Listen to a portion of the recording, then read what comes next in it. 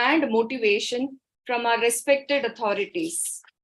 It is my privilege to request our Honorable Vice Chancellor, Professor C.S. Dubey sir, who is Professor Emeritus, Faculty of Science, Sri Sri University, Cuttack, Odisha. He is also an expert in the board of CIQA, Symbiosis International University. He has been the former Vice Chancellor of Sanskriti University, Mathura, and former Dean of Science Faculty, Delhi University. Also, Sir has been the former Professor and Head, Department of Zoology, University of Delhi, and he is also the expert member in multiple international and national organizations of recognition. I take this opportunity and request our Honorable Vice Chancellor, Sir, to please address the gathering and provide an overview of the FDP. Please, sir.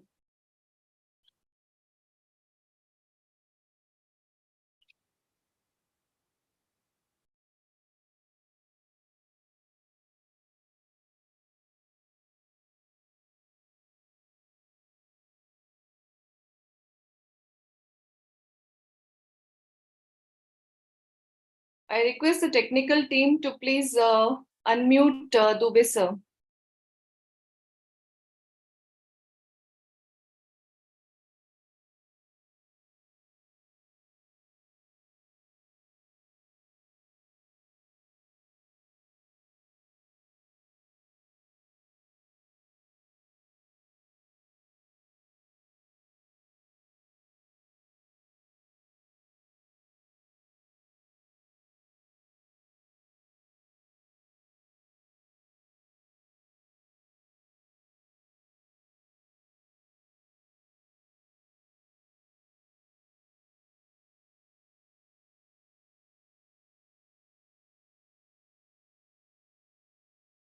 I believe Sir has still not joined.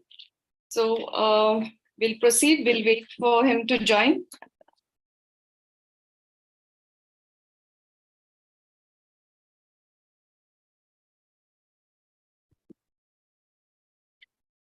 Well, it is well said that if your actions inspire others to dream more, learn more, do more, and become more, you are a leader. He is a dynamic, young, influential, and the most approachable team leader. He is none other than the President, Association of Pharmaceutical Teachers of India, Professor Milind Umekar. Sir is the principal at Srimati Kishori Tai Boyer College of Pharmacy, a college accredited by NBA and NAC. He is a good administrator, getting accreditation from NBA, NAC, and also placing his institution in topmost NRIF ranking. He is a good researcher with many publications, patents, book chapters, and projects to his credit. Sir is also the recipient of many prestigious awards and is the member of many government bodies. And above all, he is a fantastic teacher and a good human being. In the honor of esteemed gathering, I invite Professor Milind Umekar, sir, to deliver the address. Please, sir.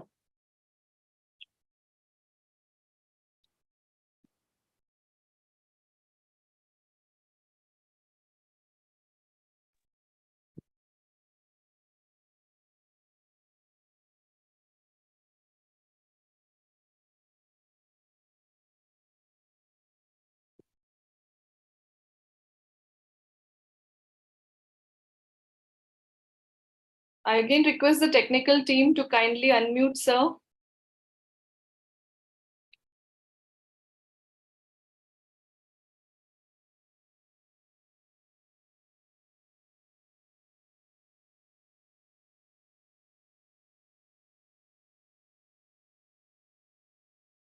I request the technical team to kindly make all of the speakers co-host.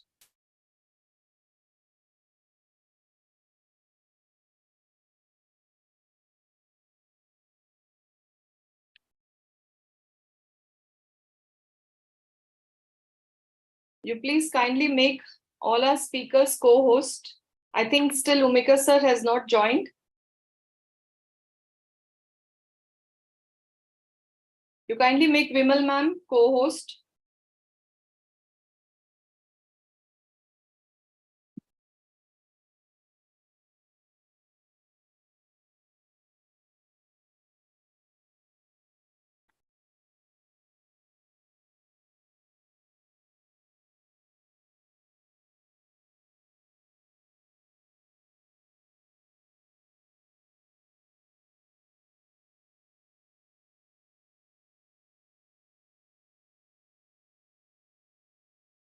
I think we'll request Milind sir to join. We have amongst us Vimal ma'am. So as it is quite aptly said, a woman who walks in purpose does not have to chase people or opportunities. Her light causes people and opportunities to pursue her. So she is such an example. Ma'am is Professor, Department of Chemistry, SGBT Khalsa College, Delhi University. And also Madam is the Project Head and Joint Director of Guru Angad Dev Teaching Learning Center of MHRD. Madam is the Coordinator, National Resource Center of Chemistry of MHRD. And she is a very distinguished and experienced teacher herself. And her work in the field of e-learning has also been exemplary. She is one amongst the pioneers in implementing ICT in higher education in the country. She has, to her credits, many research papers, patents, book chapters, presentations, projects, and also has been invited for delivering talks at local, national, and international forums. Of late, she is the member of the G20 consultative group on making tech-enabled learning more inclusive, qualitative, and collaborative at every level. May I take this request, and I request Professor Vimal ma'am to kindly address the gathering. Please, ma'am. Thank you, Dr. Hema, for the kind words of introduction. Good morning, everyone. Very respected chief guest of the event, Professor B. Suresh. Very respected guest of honor, Professor A.K. Bakshi. Very respected Honorable Vice Chancellor of Kumar Mangalam University, Professor C.S. Dubey. Very respected Professor Milind Umekar, President, Association of Pharmaceutical Teachers of India. My colleague, Dr. Hema, all the other coordinators and organizers from K.R. Mangalam University, and most importantly, all dear colleagues who have joined in this 1 week FDP, which is themed on initiatives for fostering quality higher education in India in the 21st century. I welcome each one of you on behalf of Guru Angad Dev Teaching Learning Center.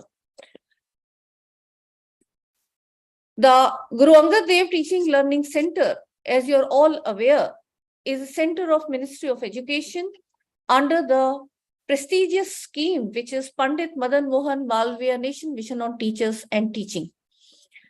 Situated at my own premier institution, Shri Guru Tegh Bahadur Khalsa College, a constituent college of University of Delhi, I also extend warm welcome to all of you on behalf of my college and University of Delhi.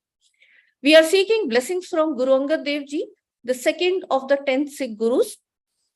And through this center, we say that it is the center of the teachers and for the teachers.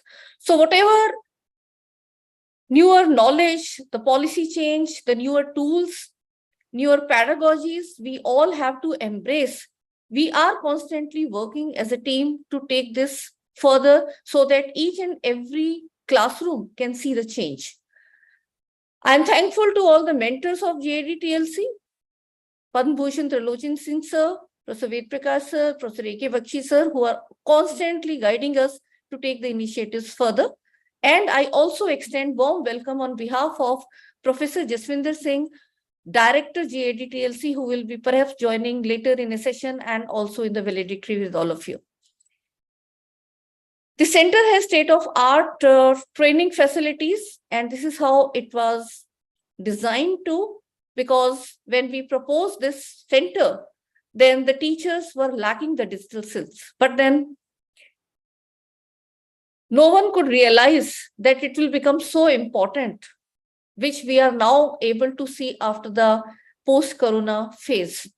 The center was inaugurated on 1st July 2016 by the then Honorable HRD Minister Smriti Zubin Irani ji. And as a team, we evolved this through the working on a very massive project, which was done under the aegis of Center for E-Learning, where we have our own studio and the technical team, and we completed e-PG Pathshala project. So for all the teachers who have joined, you can use these resources not only in these subjects, but there are variety of subjects, almost 77 subjects, out of which these 6 subjects, each paper having around 13 to 16 paper. So we have contributed more than 89 courses as e-content in 4-quadrant approach. And out of these, 42 MOOCs were prepared.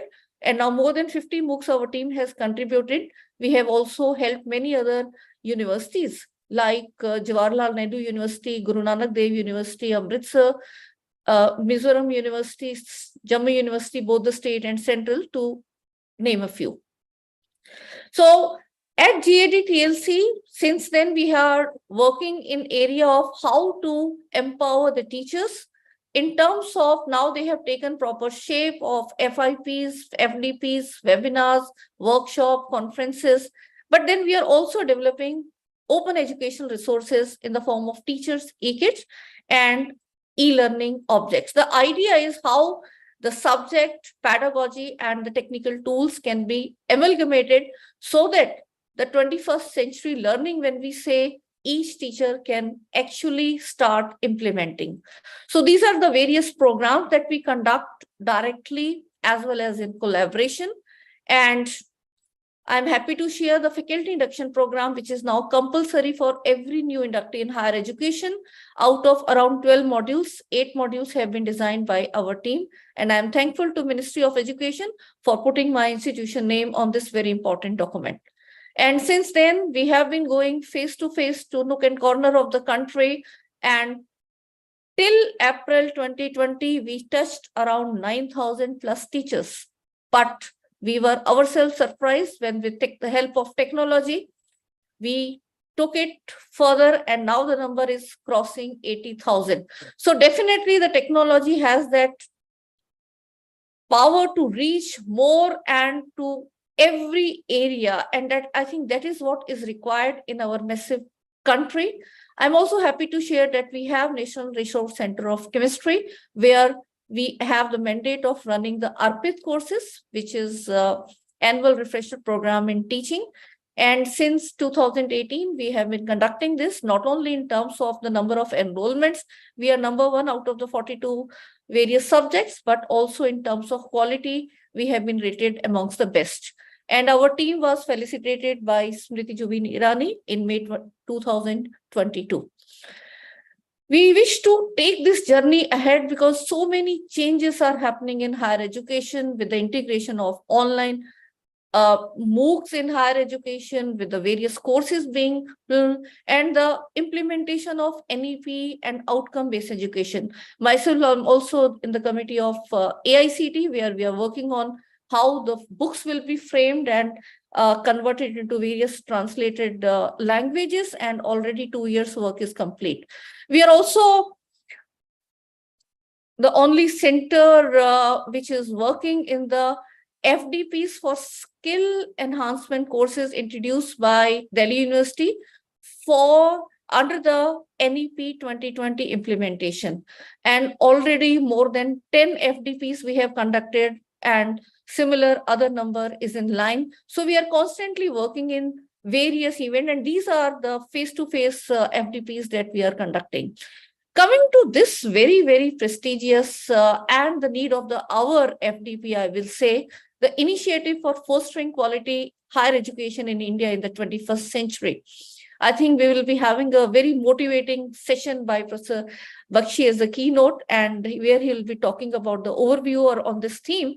But then I will request all those who are attending, be very regular, because each resource persons, in 1 or 1.5 hour session, you may seem that, okay, it is just one session, but they bring their entire life's learning to you. So that type of opportunity we have in this FDP. And I'm sure all the resource persons will be giving their valuable inputs to all of you. I'm thankful to each one of them.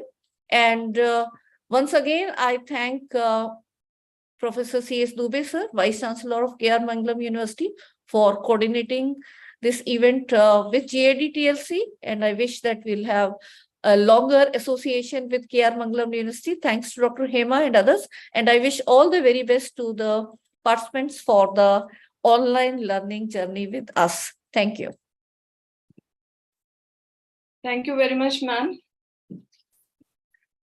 Well, we have with us Professor A.K. Bakshi.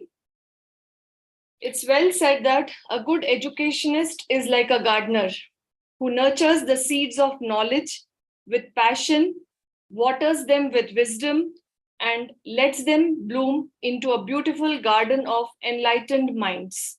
We are fortunate to have amongst us today Professor A.K. Bakshi, sir, who has exhibited exemplary leadership, innovation, and a relentless commitment to the advancement of education and research.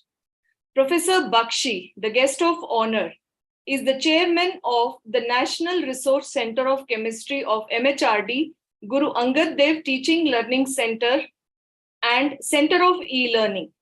He is the member of the Standing Committee of the National Mission on Education through ICT, Government of India.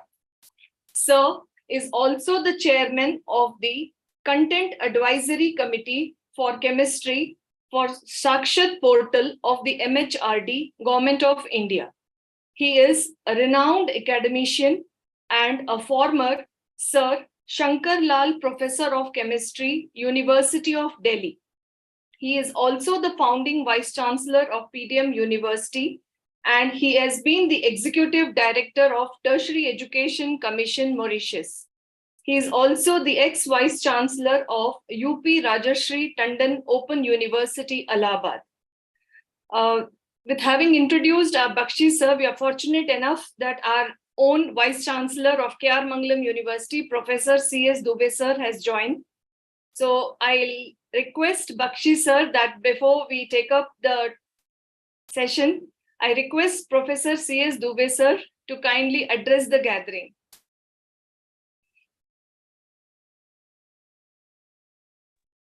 Let Professor Bakshi continue, then I'll continue after him because my connection is not good. Let me make my connection. Okay. Just go ahead with Professor Bakshi. Right, sir. Right. Thank you, sir. I request Professor Ashok Kumar Bakshi, sir, to enlighten us with his valuable insights through the keynote address on the topic, In the Light of NEP 2020, Empowering Teachers for Quality Higher Education in India in the 21st Century. May I request you, sir?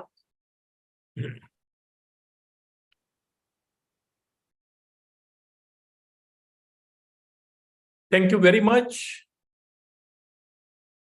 Professor Hema Chaudhary, for your very kind words of introduction. And good morning, one and all. Esteemed dignitaries present on the occasion, including Professor B. Suresh, the chief guest, Professor C.S. Dubey, Vice Chancellor, K.R. Kumaramangalam University, Dr. Milind Janro Umekar, President APTI, Professor Vimal Rar, National Coordinator and Joint Director GAD-TLC, and a key driving force behind e-learning movement in the country, Professor Hema Chaudhary, Convener and Dean SMAS, members of the various committees, and last but not the least, dear participants from all over the country.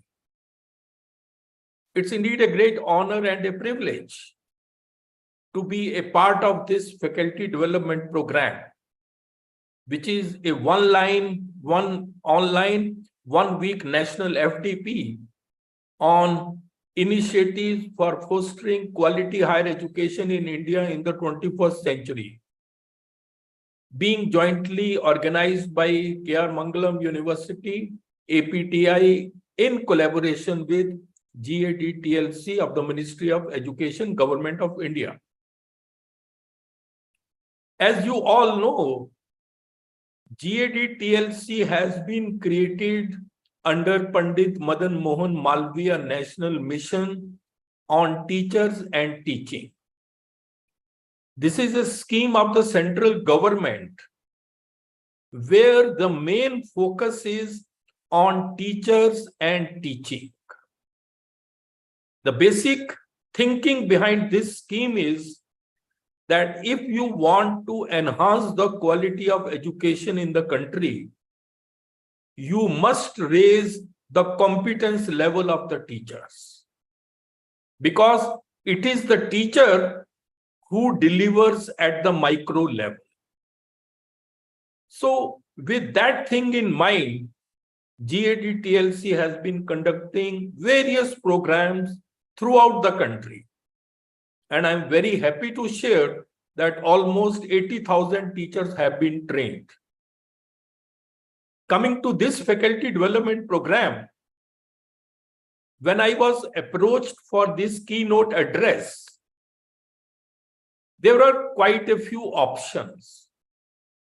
But then I thought, let me speak on the challenges which are there before teachers in regard to quality higher education in the country.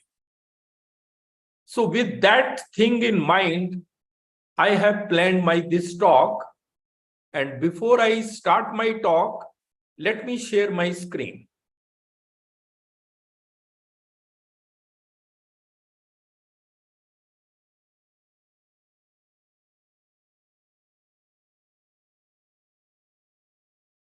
Would you please confirm, is my screen visible and am I audible? Yes, sir. Thank you. Thank you very much. So this is the keynote address, and the title of my talk is In the Light of NEP 2020, Empowering Teachers for Quality Higher Education in India in the 21st Century, Challenges and Opportunities. And as I have written in this slide, challenges are to be taken as opportunities in disguise. So this is the title of my talk. It is going to be a motivational talk aimed at empowering higher education teachers to enable them to succeed and thrive in the 21st century. And believe you me, it can prove to be a game changer for all of you. This talk is based on my conceptualization and experience, both at national and international levels, and will prepare you for life.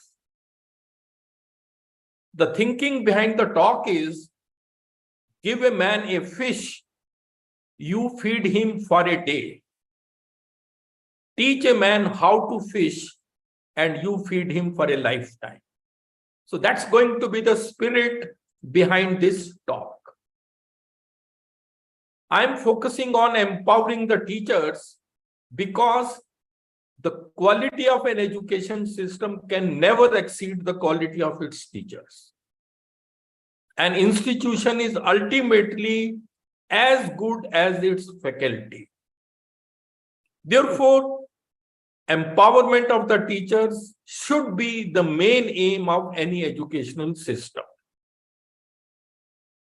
And these empowered teachers, in turn, can empower students. And that's how the whole process can go on. We should not forget that our greatest natural resource is the minds of our young children.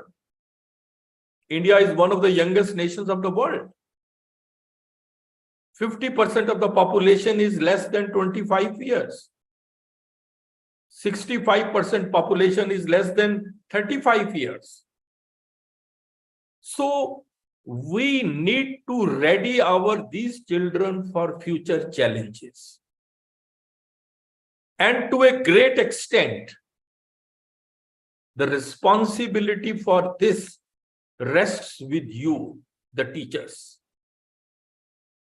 Students may be 25% of our population, but then they are 100% of our future.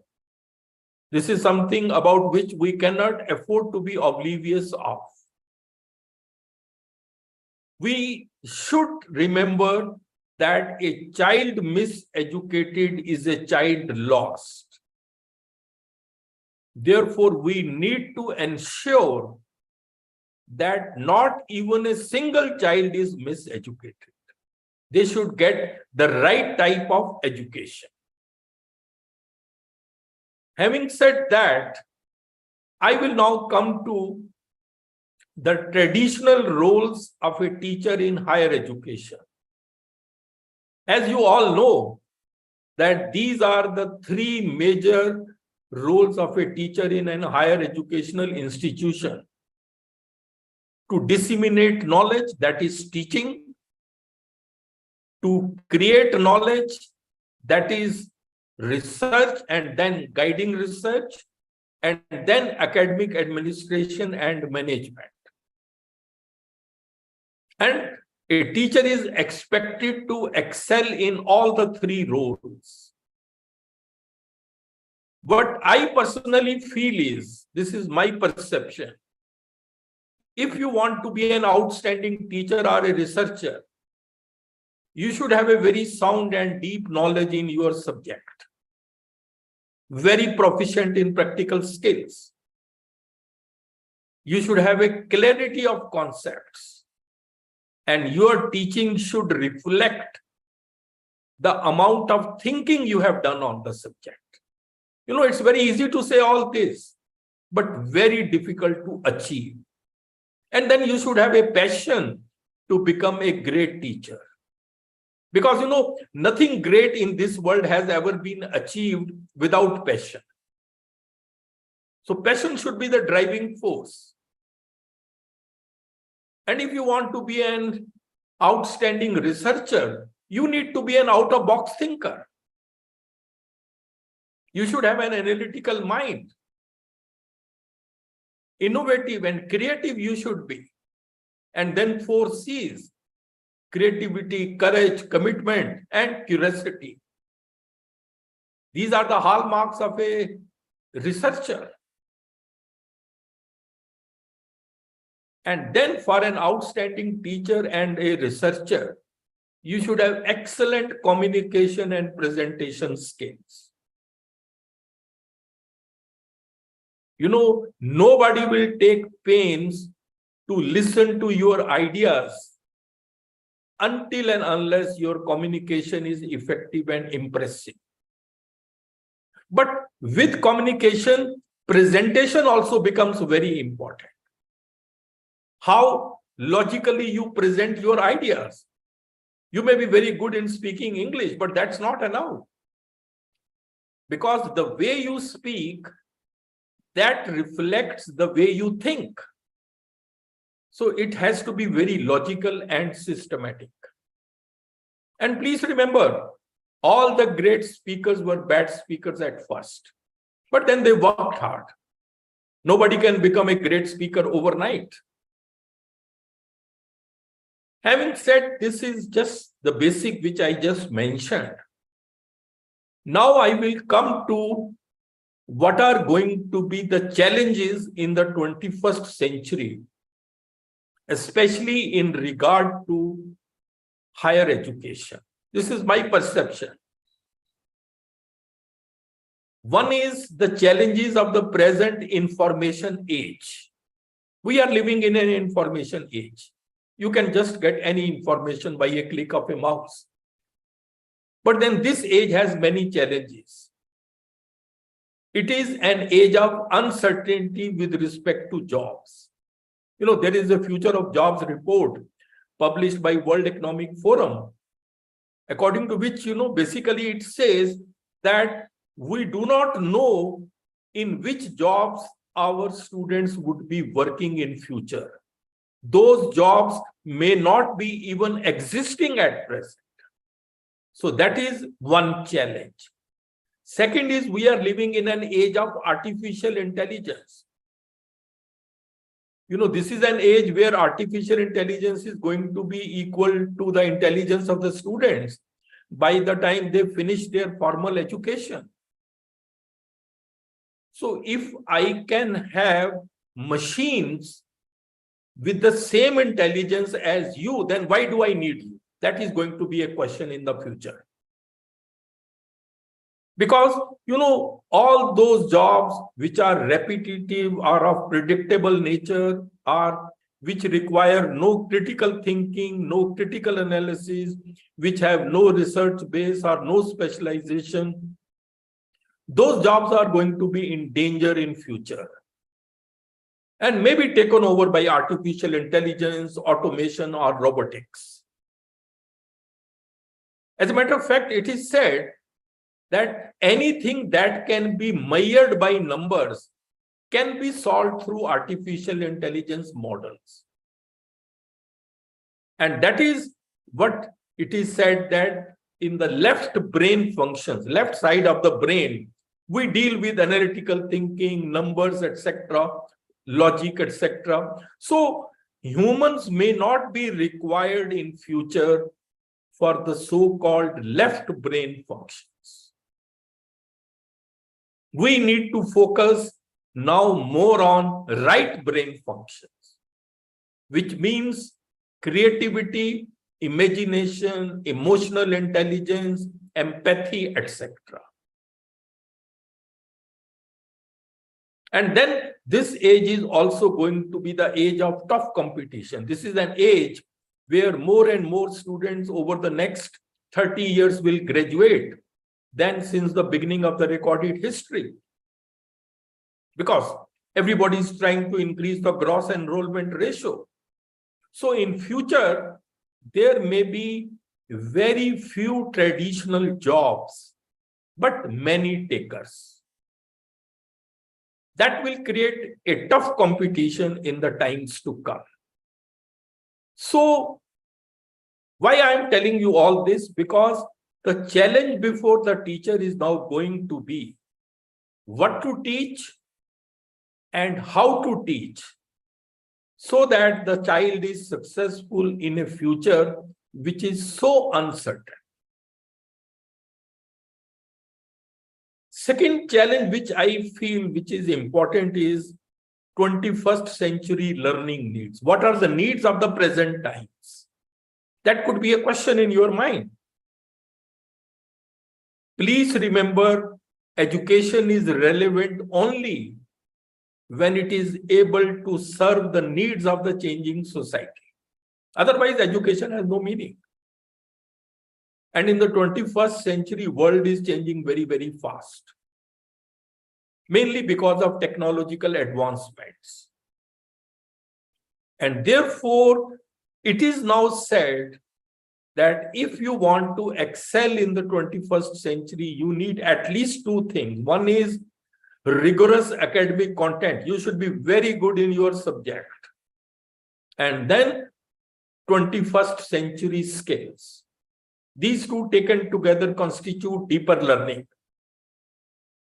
And this is a must if you want to succeed. This is a must if you want to thrive in this 21st century. Now the question may be, what are these 21st century skills? These are the 21st century skills. These are a set of abilities which our students must have. Not only students, even we must have if we want to excel. They come under three categories. Learning skills, which is critical thinking, creativity, collaboration, and communication. Literacy skills, information literacy, media literacy, technology literacy. And life skills, like flexibility, leadership, initiative, productivity, social skills. So you can see, taken together, these are basically 12 fundamental skills, which are a must in this 21st century. And these are going to be the deciding factor for our students. You know, you should not only know the meaning of these skills, you should become proficient in these skills. Please remember, knowledge is theoretical, skills are practical. So you need to practice. For example, critical thinker, you have to practice, you should become. And why they have become important? Because artificial intelligence cannot replicate these skills. You can't have machines with these skills. So they are going to elevate your performance in whatsoever profession you may be. And you know, you will agree that skill development continues to be a major concern in India. Although we have a ministry for that, but need for skilled workforce is increasing day by day. And there is a report that by 2024, there is going to be a shortfall of over 4 million high-skilled workers in the world by 2024. So you can very well imagine that how much we need to work on that. That is why so many universities, colleges are now focusing on skill enhancement courses.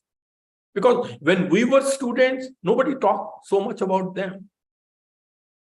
And now so much so that many of these big companies are hiring people without degrees, provided they have these skill sets. And now it is widely believed that every student in this nation must be an analytical thinker, a problem solver, innovative and creative, effective communicator, effective collaborator, information, media literate, globally aware, civically engaged, and financially and economically literate. So all skills have been put in one sentence. And you need to make a lot of efforts to become that. And as a matter of fact, I personally feel all this should start from school level, because by the time students come to higher education, it's quite late. You can't really mold them much. So in the 21st century, there is a need to acquire competence if you want to excel.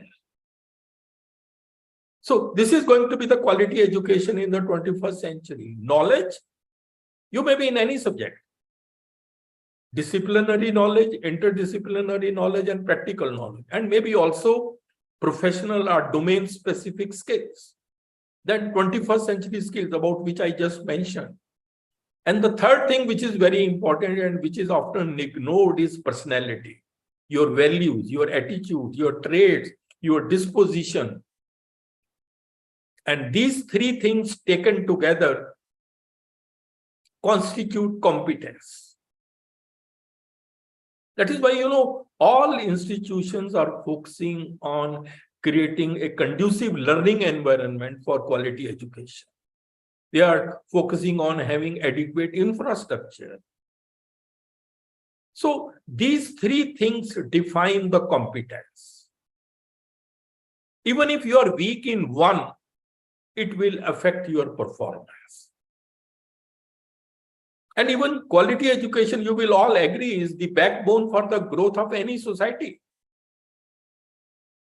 And of course, in India now it is governed by NEP 2020, which also is incidentally aligned with Sustainable Development Goal 4, which is quality education of the United Nations Agenda for 2030. So they are all linked. So this should be the goal of quality education for all of us. And put it, this is the slide which summarizes everything. Knowledge, skills, and personality. Important both for teachers as well as students. Now, for example, people are talking about outcome-based education. Now, what are the outcomes? Outcomes are also the combination of these knowledge, skills, and personality, these competencies. So learning cannot involve anything else other than these three things. So entire education system revolves around these three things. Why personality is important? You know, there is a very interesting report. 87% of all people fail, not because of capability, but because of their personality. And the worst part is they do not know that their personality is coming in the way of their job performance. Personality means when you deal with the people, then you come to how you behave, what is your thinking, what are your attitude. So dealing with the people, all those things ultimately will define your personality. And this is very, very important. Now I come to the third challenge for teachers in higher education. And that is, there is an urgent need of creative and innovative minds in India. You know, I always feel that there is a crisis of innovation and creativity in Indian education system. Look at the fact, no Indian scientist working in India has been able to get a Nobel Prize after 1930, when C.V. Raman got it for physics, for discovery of Raman effect.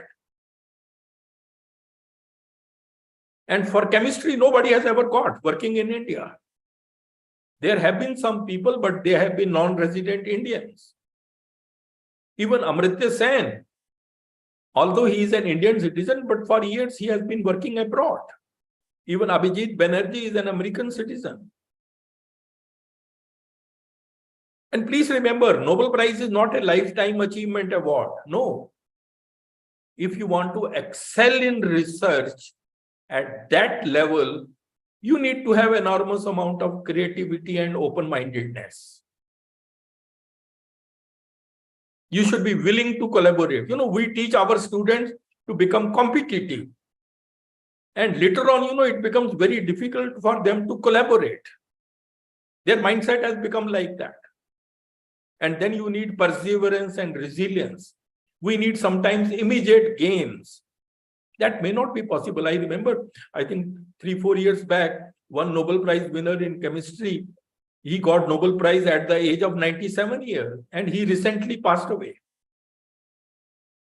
So perseverance, resilience, collaboration, and all this cannot come in one day. It needs to be nurtured in our students. And this is also one reason why our ranking in World University ranking, we are not at top. It is primarily because of the poor quality of our research programs. You know, sometimes I feel we do not teach our students for doing research. Therefore, not many students come to research by choice. As a matter of fact, in sciences, after 12th, the best part goes to engineering or medicine. Then some come to pure sciences, and out of that, very few come to research. So that is, now you may ask the question, why are we lacking in research? It's, you know, preparation. It's through education system. Something wrong in our education system. And that, what is that fundamental flaw in our education system? You may ask the question. You know, the fundamental flaw in our education system is, just a minute. I think I'm not able to connect it. Just one.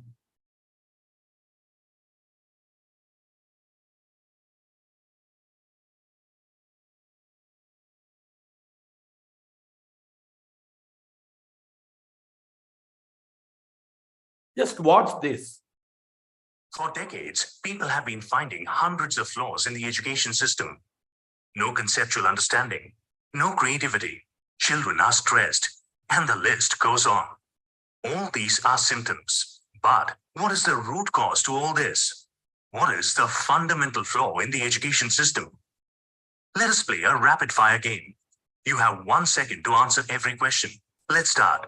First question, A4? Okay, no more questions. Did you think Apple first? 98% of people are most likely to think so.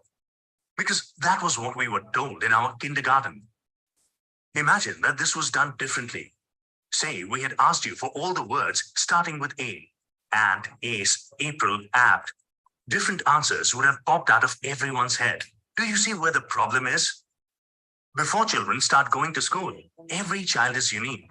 Every child thinks different. But the education system makes every child think the same.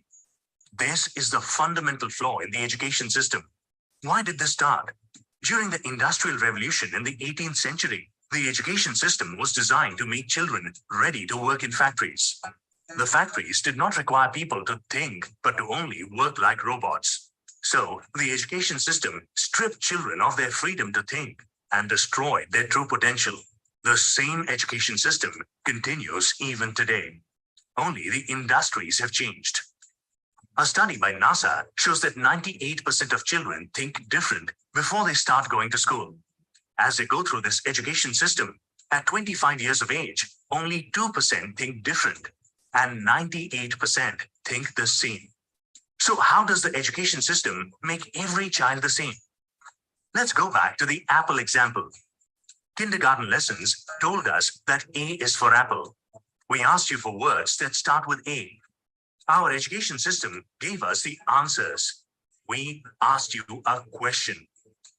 Answers make you the same. Questions make you different. Right from kindergarten, the education system keeps giving answers. Instead of asking children how plants make food, the science teacher gives you the definition of photosynthesis. Instead of asking them to describe the sun, the teacher tells them that the sun is a ball of fire at the center of the solar system. Through their years in school, children lose the capability to think on their own. Whether it is their choice of career or their relationship or any situation in life, they become.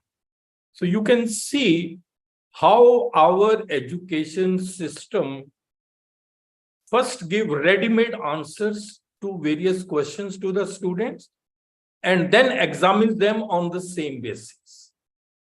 So in a way, we are stripping them of their ability to think on their own. And I think this is something we need to take care of. We need to avoid. Our education system is outdated and does not encourage thinking, innovation, and creativity among students. And please remember, without creativity, there can be no progress. And we would be forever repeating the same thing again and again. That's not the purpose of education. Education is not the learning of the facts. It is the training of the mind to think. And you know, the reality about creativity, you should remember, you too can become creative. Creativity is not exclusively for elite people. It can be developed in all persons. Creativity is a personal problem-solving process of a non-routine kind. It can be learned, practiced, and successfully applied by all in every walk of life. Only thing is, you need to be trained for that from school level. Another challenge which I think is before teachers, and that is need to enhance quality of higher education in India. You know, in any education system, three things are very important. What do we teach? How do we teach? Pedagogy. And how do we assess our students? So these are the three things which ultimately determine the quality of an educational system. India's education system, if you look at, we have 21st century students, but the content which we teach sometimes is of the 19th century. Methods of teaching are of the 20th century. Assessment is 20th century. And the courses architecture also is mainly 20th century. It seems we have not changed much with the time. Look at curriculum. What is curriculum after all? Curriculum is the total learning experience. And what do we teach? The biggest challenge to curriculum comes from the growth of knowledge. The knowledge in all disciplines is growing very fast. So fast that the doubling time of the growth of knowledge has shrunk considerably. Shelf life is becoming shorter day by day. There was a time when human knowledge was getting doubled in 150 years. But now it is getting doubled in almost 73 days. So you can very well imagine how soon we are getting outdated. In any discipline, what we know is a drop, and what we do not know is an ocean. That is why, the new education policy also says, keep light syllabi. Why light? So that students have more time for thinking. But modern. Outdated curriculum or outdated syllabi will increase the gap between what is learned and what should be learned. And this affects quality of research. One of the reasons why we are not able to become leaders in many fields, if you go to basics, one is the outdated syllabi. And then we also need to have a coordination between school and higher education, which is missing. As a matter of fact, our curriculum should be skill-based and industry-led curriculum. That is why we call it industry-academia collaboration. Please remember, future belongs to those who learn more skills and combine them in creative ways. But then the question is, teachers also need to be equipped accordingly. Teachers sometimes teach the skills as they are teaching the knowledge. They are two different approaches. It has to be practical, hands-on. So teachers need to be trained for that also. And skill is one reason why there is a mismatch between education and employment in India. Many of our, young people from very reputed institutions, they have the degrees, but they are virtually unemployed or underemployed. Because the skills which they acquire and the skills the modern industries require, there is a big gap. As a matter of fact, in India, corporate campus and college campus are drifting apart. So the need is to make youth self-reliant through skill-based education. We need industry-ready professionals. And industries are changing. We are in the Industrial Revolution 4. Their requirements are different. But has our education system changed accordingly? Perhaps not. For example, these days, people have been talking about multidisciplinary approach in education. This is a new approach to curriculum development. This is common. Even the new education policy talks at multidisciplinary approach in education, first in schools and then in colleges, etc. Why they are talking about multidisciplinary? The reason is real world problems are complex and require knowledge of several different disciplines for their solution. You cannot solve real world problem with the knowledge of one discipline. For example, climate change is a problem, but you need the knowledge of climatology, political science, economics, green technology, sociology, etc. Multidisciplines. And now, I think a few months back, you must all have read, government has come out with a draft national curriculum framework for schools. Earlier, we used to have science, commerce, and humanities streams. They are now being replaced by curricular areas. And students can move from one curricular area to another. For example, for 11th and 12th in future, the 8 curricular areas are humanities, including languages, mathematics and computing, vocational education, physical education, art, social science, science and interdisciplinary area. These are the 8 curricular areas. In each curricular area, there are multidisciplines, and in each discipline, there are some choice-based courses. That is how the structure is. Let's look at science curricular area. Science curricular area has 3 disciplines: physics, chemistry, and biology. Look at the right side. Physics has certain papers which are given there. Chemistry has certain papers. Biology has certain papers. Like that in each curricular area. So let's see how it works. Because multidisciplinary education advantage is that it will allow students to gain a deeper understanding of the subject through the lens of different disciplines. So students learn an arsenal of skills: problem solving skills, critical thinking, time management, self-management, etc. And then it creates new job opportunities for them also, because they have a different background now. But then there are some disadvantages. So many subjects, it could lead to distraction. You may be the master of none and jack of all. Then it may create confusion amongst the minds of the students which subjects and courses to choose. And even at curriculum development level, it's not easy, not at all. Because you need significant changes in the way curriculum is designed and taught. You need experienced staff who are capable of delivering such an approach. Greater collaboration between different departments is needed. Then you need adequate infrastructure to successfully integrate multidisciplinary learning. So on paper, it looks okay, but difficult to implement. Teachers need to be trained. The second point in education is pedagogy. How do we teach? I think this is the most important component in the education. We still teach by talk and chalk method, which is a teacher-centric approach, mainly a monologue, presumes all students learn in identical fashion. You can't explain all concepts on the board. It is slow and time-consuming. You can't solve many problems due to the paucity of time. So, and the focus of this system is on examination, rote learning, and scoring high marks. I think this is a big stumbling block in our growth.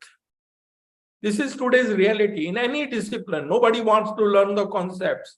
Everybody wants to get 90+ marks. I always say the irony of our country is focus is on well-filled mind. We keep on filling the minds of the students with more and more knowledge. Like in a bank account, we keep on adding. But what we need is a well-formed mind. Real education must transform the learners. Just as you, from seed, you get plant, and plant, you get tree. That sort of transformation. We must remember, learning is not the product of teaching. Learning is the product of activity of the learners. So in our education system, in our pedagogy, focus should be on engaging the learners. And students learn best when they are engrossed in the topic, motivated to seek out new knowledge and skills, because they need them in order to solve the problems at hand. Let them find out what they all need to solve the problem. Because anything they want, they can get it just by the click of a mouse. That is the thinking of learner-centric education. And experiential learning is also learner-centric education after all. What is the basis of experiential learning? I hear and I forget. I see and I remember. I do and I understand. So doing is experience. And even in the new education policy, fostering experiential learning and critical thinking among students is an important objective. As a matter of fact, experiential learning needs to be adopted at all levels, right from the school education. Look at this. This is the retention rate of various pedagogies. Lecture just 5%. And experiential learning 75%. So you can very well imagine. And experiential learning can be through various methods. I'm reminded of what Albert Einstein once said: knowledge is experience. Everything else is just information. And learner-centric or experiential learning, all these problem-based learning, project-based learning, inquiry-based learning, flipped classroom, collaborative learning, TPS strategy, think, pair, share strategy, community outreach, travel, museum tours. Internship is also in learner-centric education, experiential learning, UG research program, etc. All these are the different manifestations. But the question is, are we really implementing or only we know theoretically? That's basically the problem. In flipped classroom now, which is becoming all over the world so popular, a teacher will create a video lecture on any topic and share it with the students. Student will watch the video lecture at home maybe 2-3 times and then will prepare questions for the teacher. Then teacher will facilitate discussion, answer students' questions, students will ask questions and participate in learning activities. So the whole thing is flipped. And through this, you can focus on higher order thinking skills. And you know, if you look at some of the leading universities of the world, Harvard, Stanford, Wharton, they all focus more on learner-centric education, case studies, experiential, project-based, very little emphasis on lecture-based learning. I think we will have to change. We will have to empower our teachers how to embrace these learner-centric pedagogies. And ICT can help you a lot. Please remember, if you teach today's student as we taught yesterday's, we are going to rob them of tomorrow. So teachers will have to change with the changing times. This was my article in Education Times about creativity crisis in the Indian education system. This is my article in Flipped Classroom. And the third is assessment. This is very important.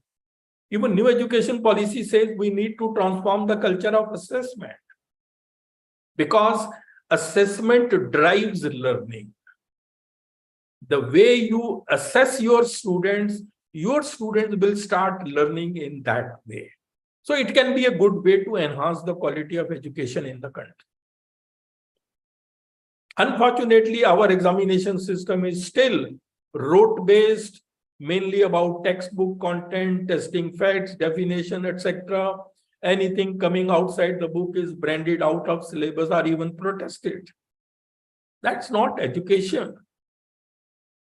Assessment process needs to be made more scientific to encourage multiple skills of the students, especially analysis, critical thinking, and conceptual clarity. See, cognitive learning, which is the mental level learning, is a 6-level hierarchy. This is the revised Bloom's taxonomy. Everybody knows. Any learning you do takes you from remembering, understanding, application up to creativity. As a matter of fact, these are the 6 learning outcomes of cognitive learning: lower order thinking and higher order thinking. So an ideal assessment system should test all the 6 outcomes. But are we doing that? Not at all. We just focus on the lower one, remembering, understanding, and perhaps a little bit of application. So teachers will have to change. Teachers will have to play a very important role in assessment and evaluation. We have about 4 crore enrollments in higher education. So competence and creativity are the skills of the teachers, can play a pivotal role in transforming the culture of assessment. Look at this, CUET has become very popular all over the country. But this is MCQ based. And MCQ-based questions have certain limitations. It's not possible to measure the ability to apply knowledge to complex problem or solve problems. There is no opportunity for the students to demonstrate the depth of their knowledge. No opportunity to showcase their creative, logical, and analytical skills. And no test of effective writing, oral, or writing skills. But MCQs have the advantage. You can, mark them very easily. you have some distraction, you can answer that, but then it has certain limitation. And now I heard that even at school level, students are now not much bothered about 11th and 12th. They start going for coaching so that they can prepare for this CUET. Will we get the real bright students who are critical thinkers? Not at all. We will have to think over it. As a matter of fact, the best way to assessment is this. You can see here. For the lower order, MCQ can help, short question answer, match, fill in the blanks, numericals can help up to application. But for higher order thinking skills in cognitive domain, you should have projects, internship, e-portfolios, field works. So an ideal assessment should be using a blend of these tools. The next challenge is we need to embrace technology and become tech savvy. You know, it's difficult to imagine education without technology in the 21st century. Look at this, how much we are dependent on an internet. In 1 minute, we have 900,000 logins on Facebook, 3.5 million search queries on Google, and so much. You can very well see how much we have. YouTube, 4.1 million videos are viewed in 1 minute. And now Japan is coming out with an internet which is going to be 100,000 times faster than the current speed. So things will change so much. Of course, we are using technology and students are also, but technology should be used strategically to benefit the students. I personally feel excessive use of technology by the students has impacted adversely the generation of original ideas and hence their creativity. They have stopped thinking. They have even stopped writing with their own hand. Even this practice is slowly disappearing. You know, writing by hand has its own benefits. It activates several parts of the brain and improves the coordination between eye and hand. It stimulates both sides of the brain, improves cognitive skills. It increases focus and learning ability. Writing helps to remember the information. Many people, you know, best way to remember what they used to write. Then it improves motor skills in children. They learn how to hold a pencil and to write. Even coloring or painting within a given outline also helps. But slowly this is disappearing. Technology has changed the entire higher education scenario. You have seen it in Corona times, how it has. Teaching, learning has changed. E-learning and MOOCs are becoming very popular. Because this talk is not on this, but there can be a full talk on this. Experimental work is done through virtual labs. Revision of syllabi can be done through email, discussion forum, or video conferencing. In research, electronic databases are very helpful. In literature survey, online examination is becoming very popular. Assessment, National Testing Agency has been created. In professional development online, for example, this faculty development program is online. And then ICT empowered pedagogies have come. So you can see how education scenario is changing. So you need to become tech savvy. And then virtual universities are coming. Now National Digital University is going to come in India from this year.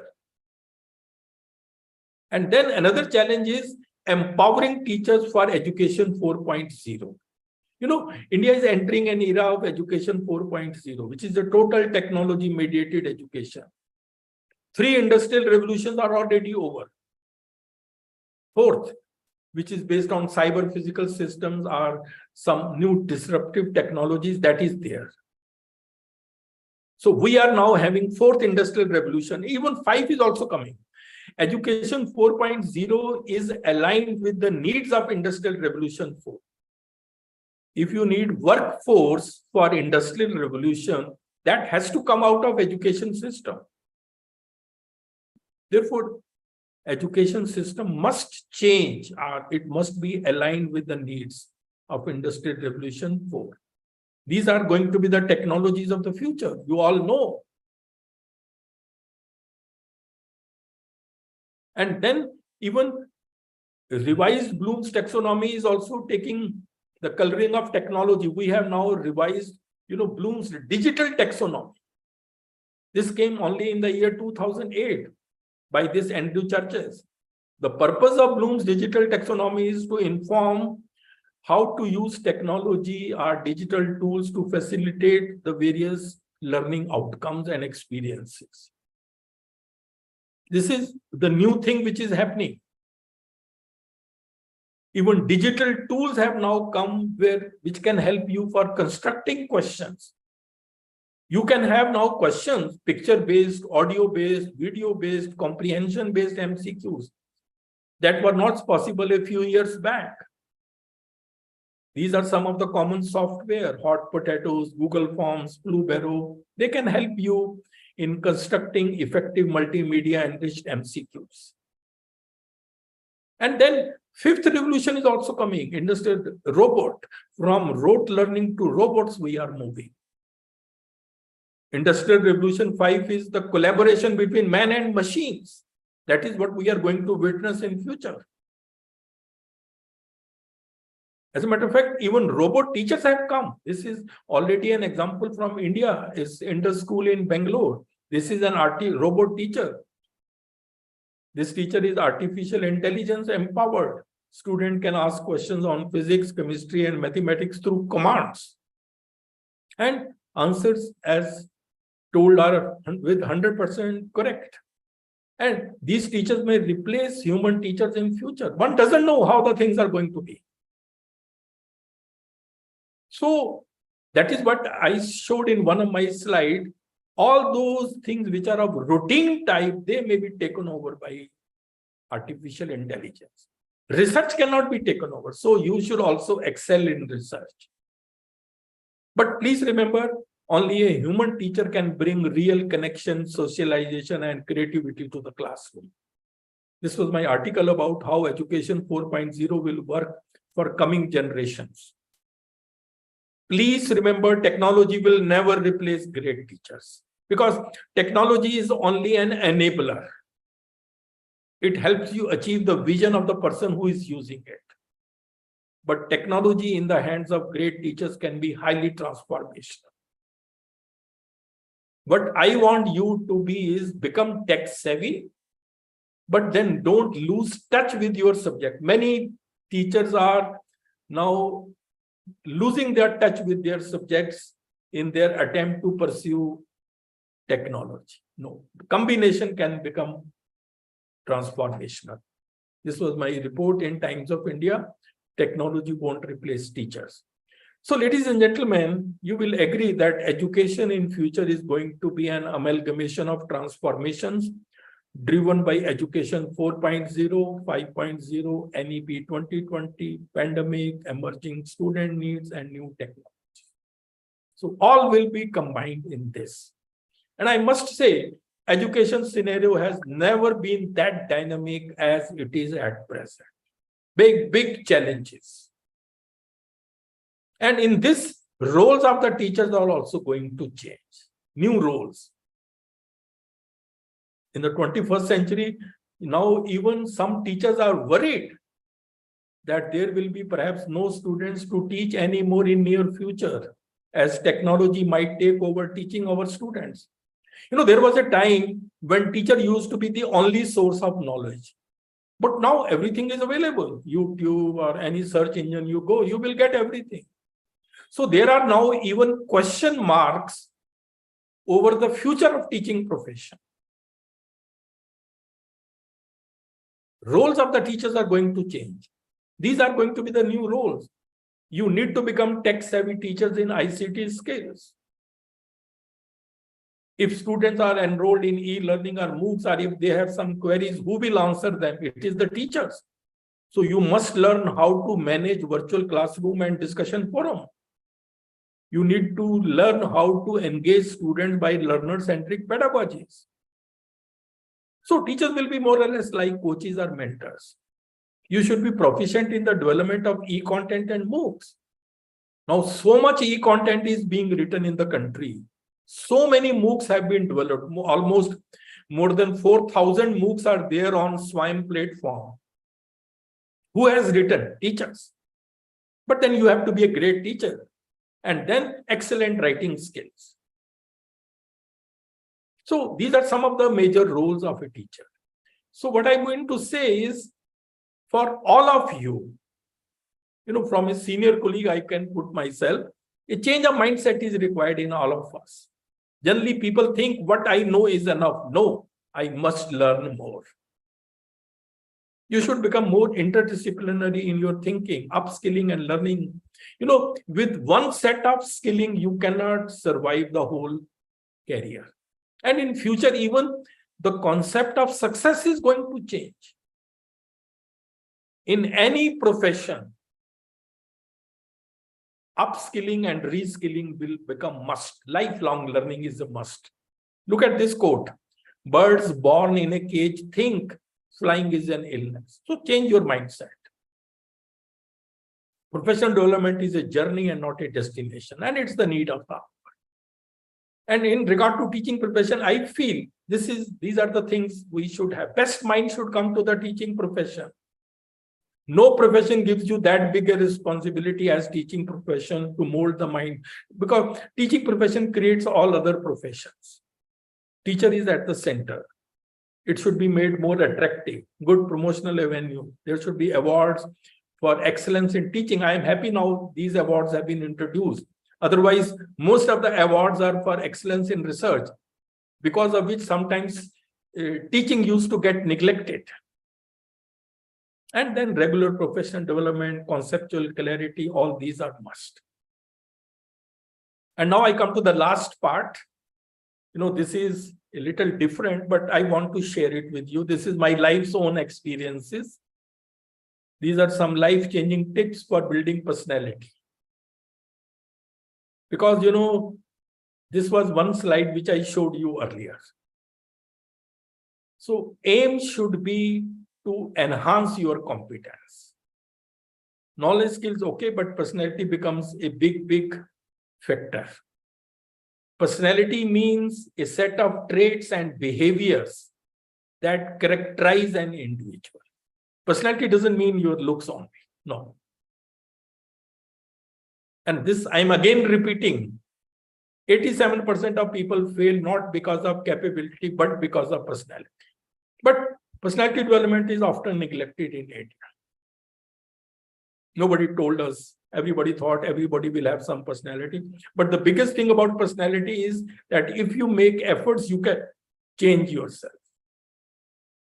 And your personality can transform your future. First thing which I want to say is, you are in this world, you should learn the art of living also.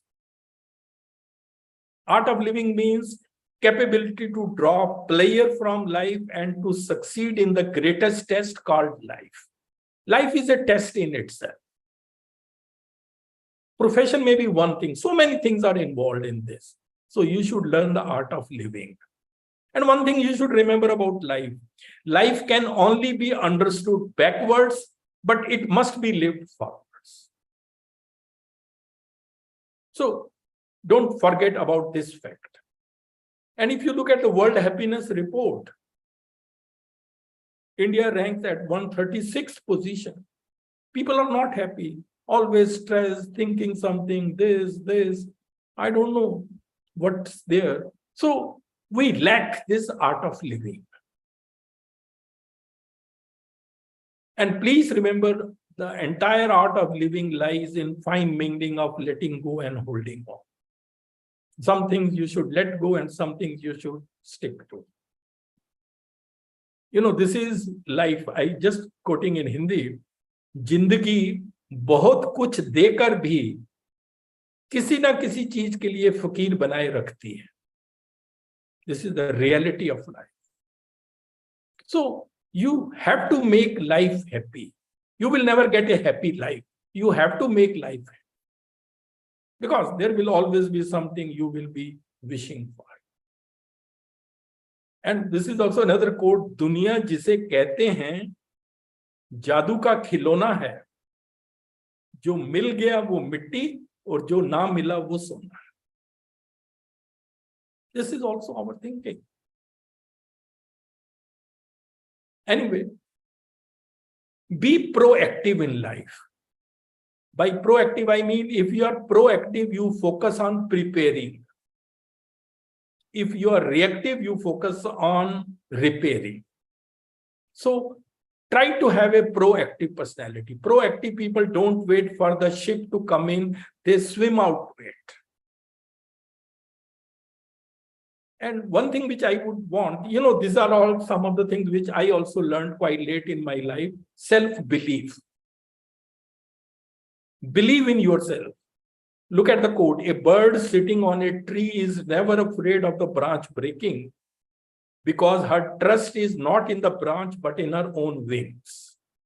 That's the confidence you should have. Because without self-belief, you cannot succeed. It gives rise to self-confidence, which is a superpower. And once you start believing in yourself, you will notice that the magic will start happening. And in any line you may be,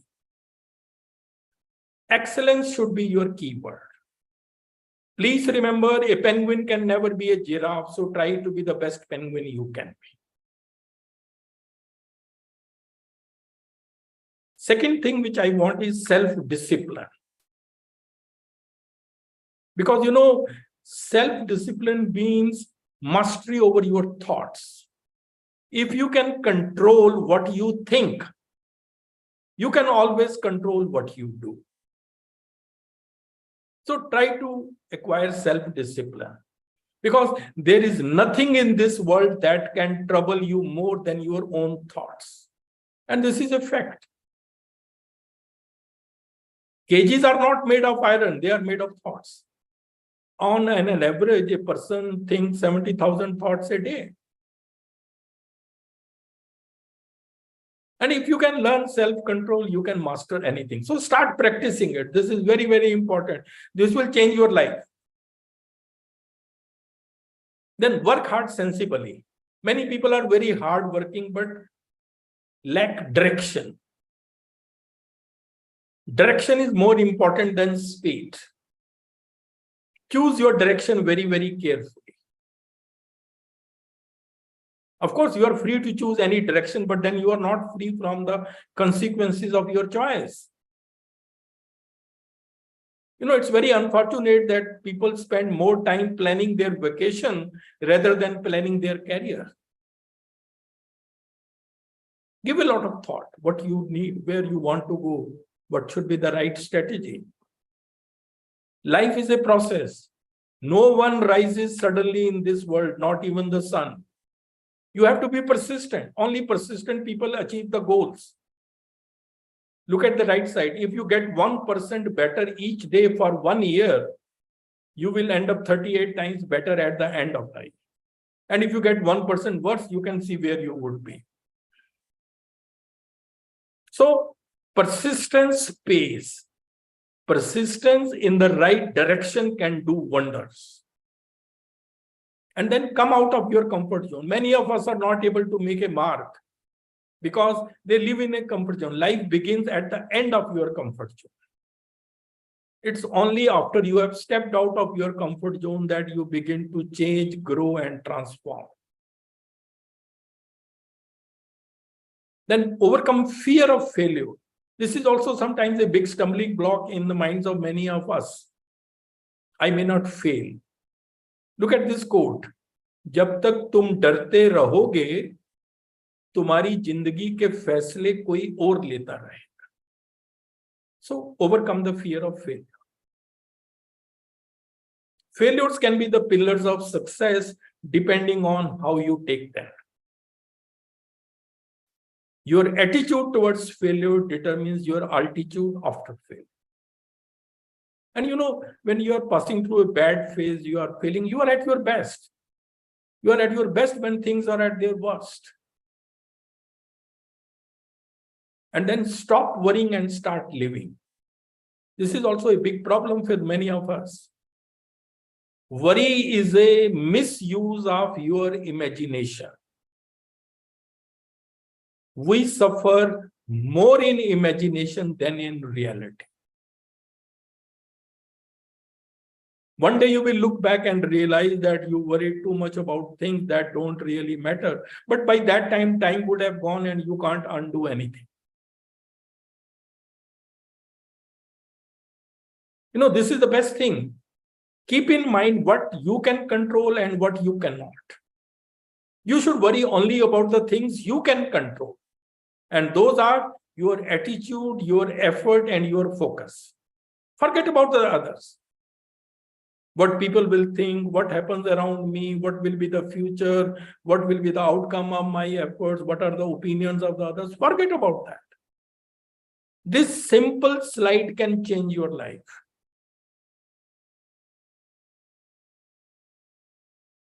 Control anger. This is also anger. Everybody gets angry, even I also. It's a normal emotion. But you know, what you do with anger, that becomes very important. The fire of anger always burns you first. Never say mean words out of anger. Your anger will pass, but your mean words can scare a person for life. So use either kind words or rather be silent. One thing you should remember, according to psychology, beneath anger, there is always some fear. ये एक बहुत अच्छी मुझे tip लगी, मैं आपको share कर रहा हूं. किसी पर ज्यादा नाराज होने से बेहतर है कि अपने जीवन में उसकी अहमियत को ही कम कर.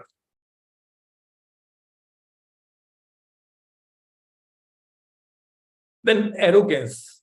Sometimes a small success goes into a person's head and person become arrogant. You know, there is a difference between confidence and arrogance. Confidence comes from self-belief. Arrogance comes from, ego. So you should avoid being arrogant.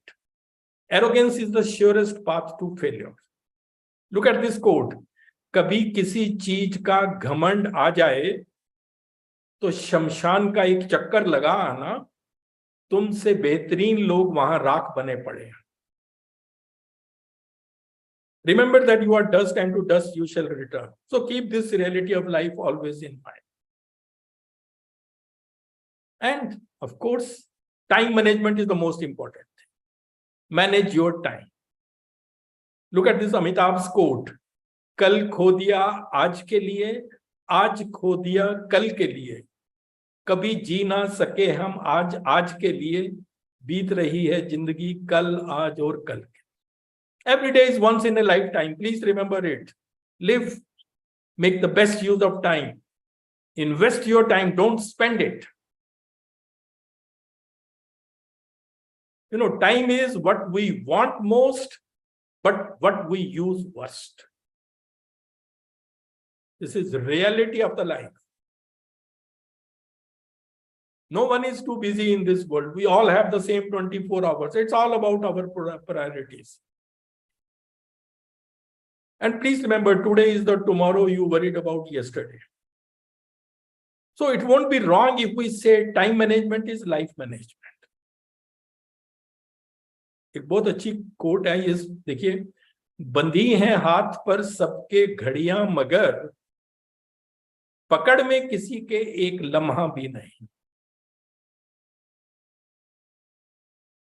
And the time passes. Look at, this is from Bollywood, but I just want to show you. समय की धारा में, समय की धारा में,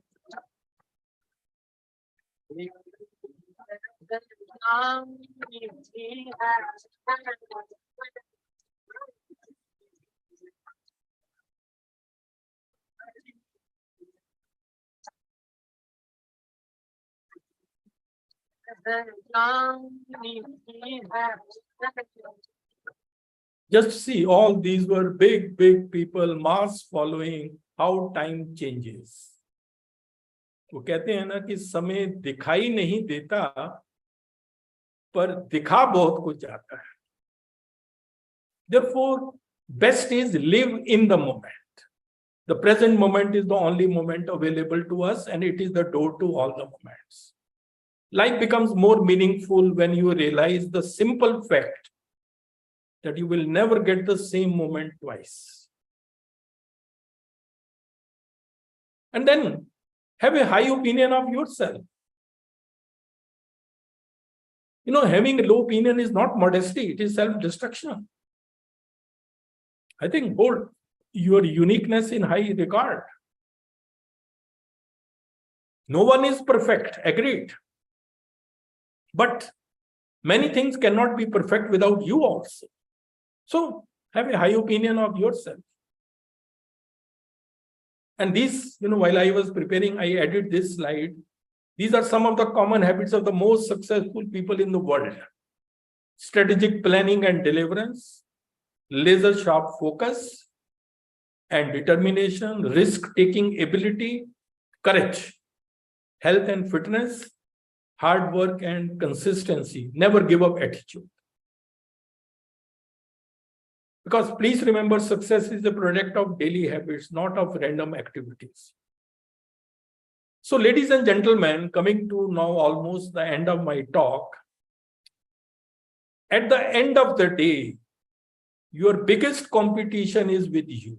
Be your own king.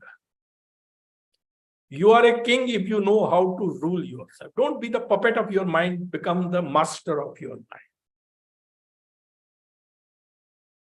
You don't have the problem, you are the problem. Your mindset is the problem. स्वर्ग भी तू है, नरक भी तू है. इन दोनों का फर्क भी तू है.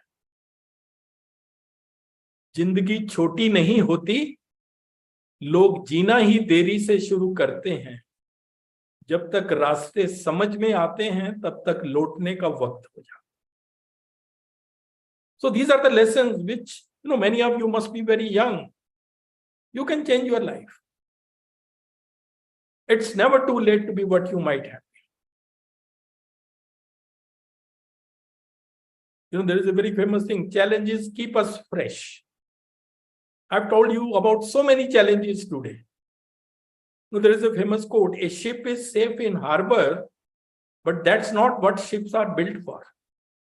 So similarly, humans are not designed to be happy in status quo. So continue to remain dissatisfied so that you can get better and better. Challenges are what keep us fresh. This is a good principle to have both at work and in life. Don't take every challenge as a problem, take every problem as a challenge. As a matter of fact, challenges can be the doorways to excellence. And these are the lessons people learn too late in life, but I'm telling you, everything is temporary in this world. Life is never fair, not fair. Don't complain. Beneath anger is always fear. Things don't matter that much. People matter. Once people leave your life, they create a sort of vacuum. A lifetime is not very long. Life will be soon very over. You may be 30, 40, 50, 60 or 70-year-old. That time will soon pass. You played it too safe. You should have taken risks in life also. Life has no reset button. Live every day like it's your last day. And please remember, realization comes to everybody in one's life. But generally, by the time realization comes, it's too late. So I am telling you, realize it now. The root of suffering is attachment. Stay connected, but not attached. And this is things end. People leave. Time passes. Memories fade. Feelings change. And you know what? Life goes on. And while I was preparing, I just came across one song recently. That is a very old song, but I just thought I will add it here. It will take 2 minutes. I hope you like it.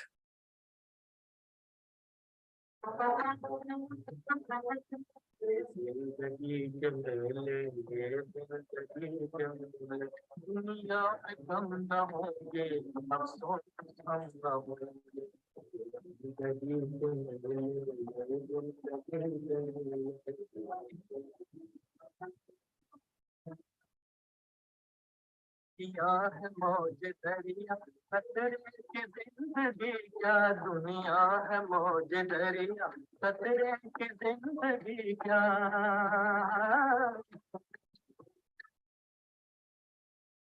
पानी न मिलते पानी अंजाम ये तफानी पानी न मिलते पानी अंजाम ये तफानी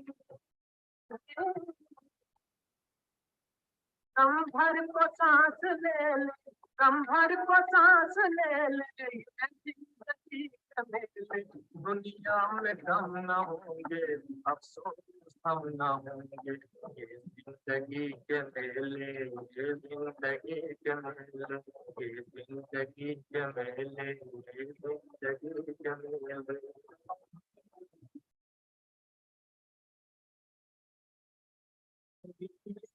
बहारें उल्फत की यादगारें होंगी ये बहारें उल्फत की यादगारें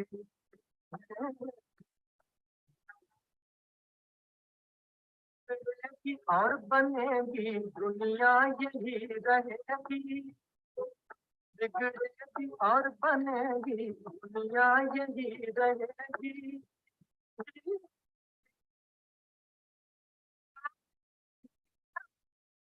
आगे यही झमेले ये जिंदगी के मेले दुनिया में गम न होंगे अफसोस हम न होंगे ये जिंदगी के मेले ये जिंदगी के मेले ये जिंदगी के मेले One day you will be just a memory for some people.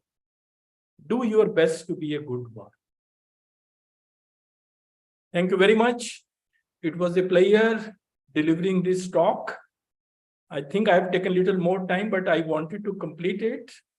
And I think I must thank all of you for a very patient hearing, especially to Professor Hema Chaudhary and Professor Dubey for giving me this responsibility and this honor to deliver this keynote address. Thank you very much. Thank you very much, sir. It was a pleasure to have an enlightened talk and having raised our awareness, sir. We are taking your message very well that the only way to do great work is to love what we do. And honestly, sir, we'll believe that our time is limited. We need not have to waste it living by leading someone else's life. Thank you so much, sir. We'll be taking up the question and answers by end of the last session.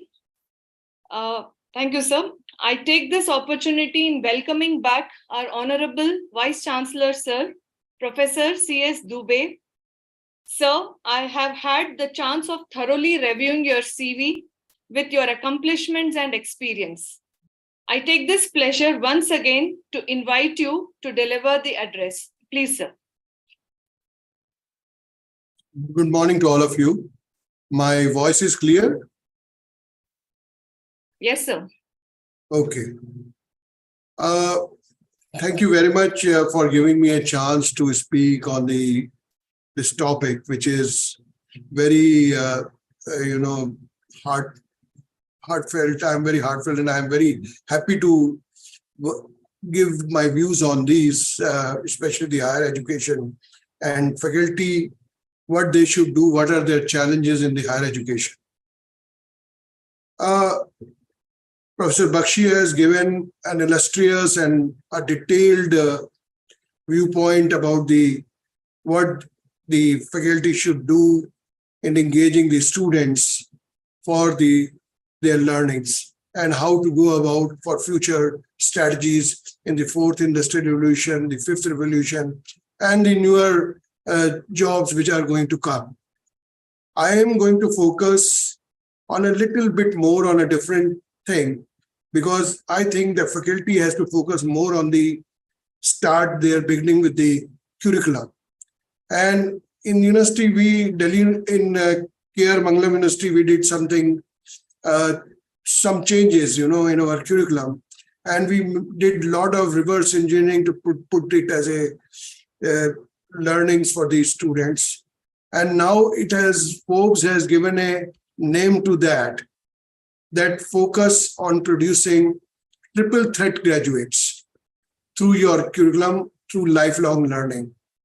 A triple threat graduate possesses an internship, a long-term project, and an industry-recognized credential along with their degree.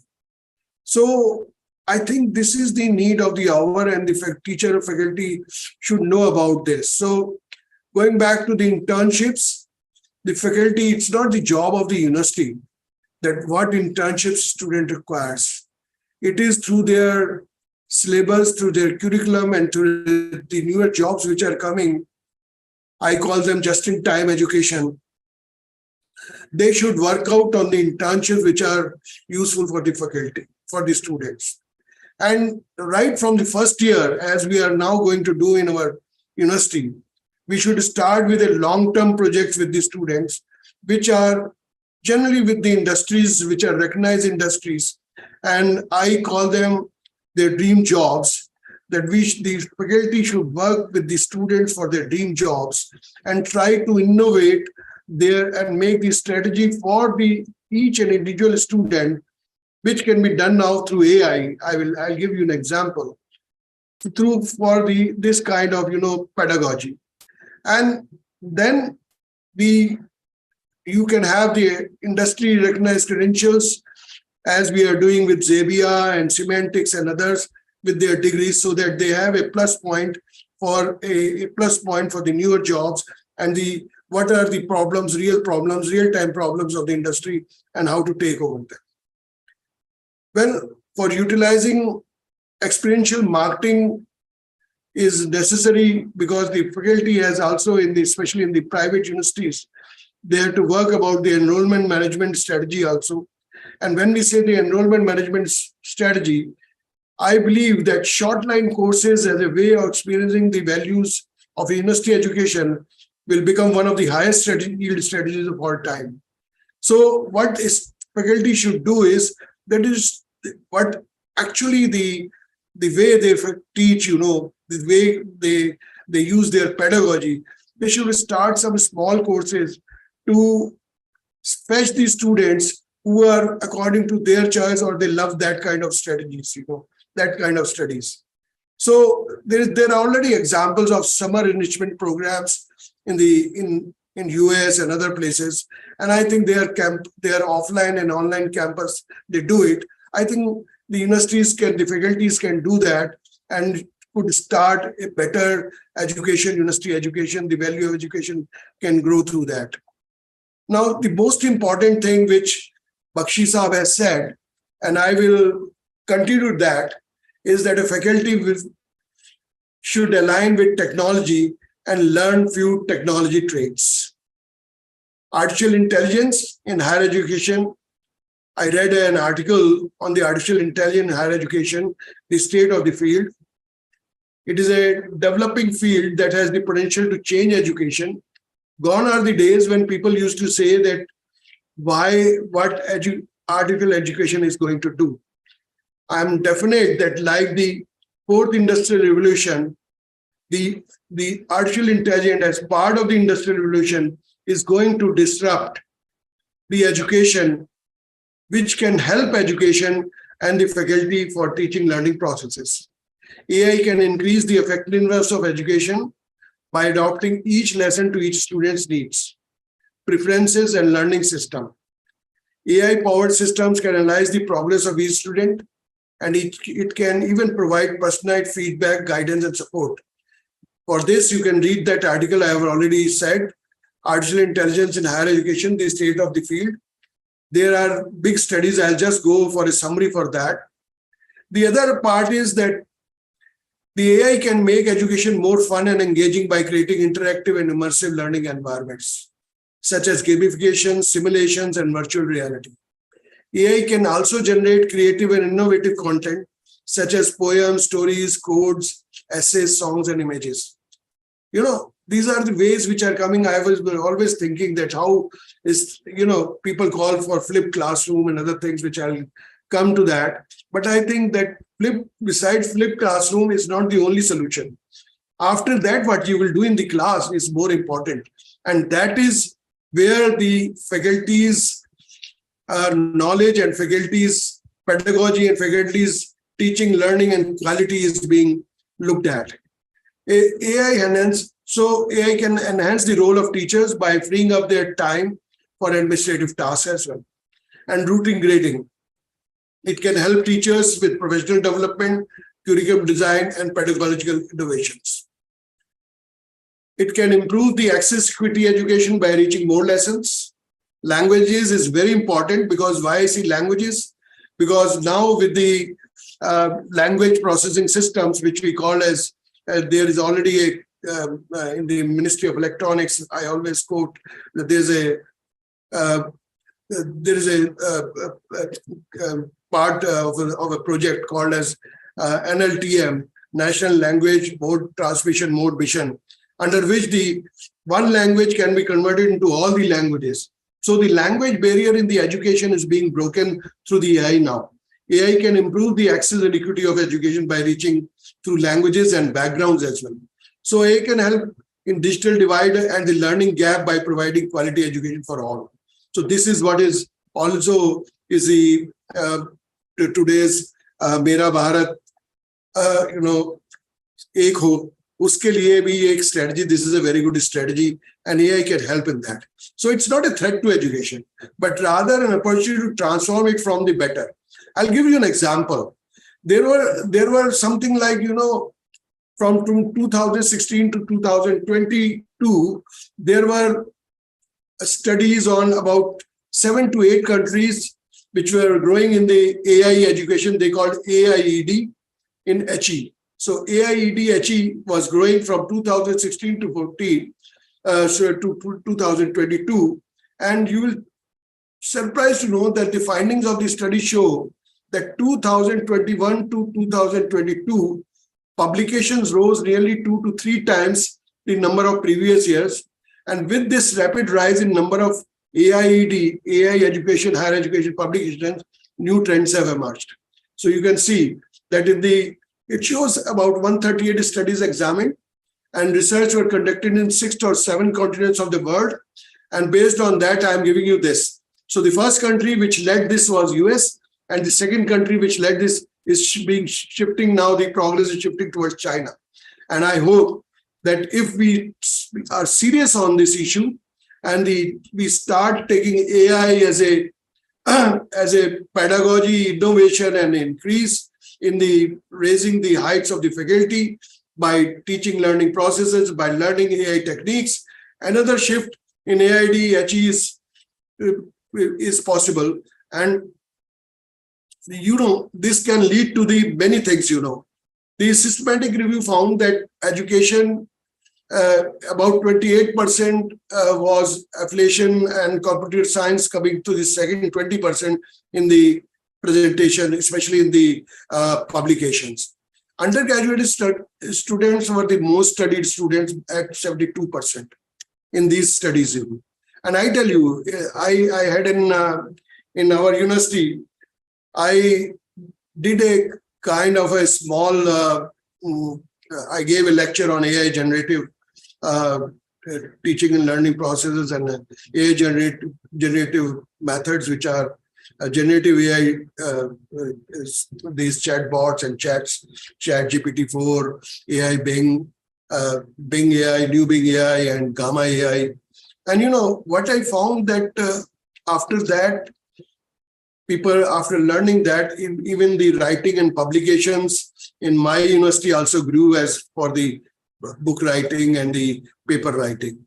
It is essential. It has, and one of my scientist teacher tried to see, he wrote even in the AI generative things, New Bing AI, that put this work to 0 plagiarization.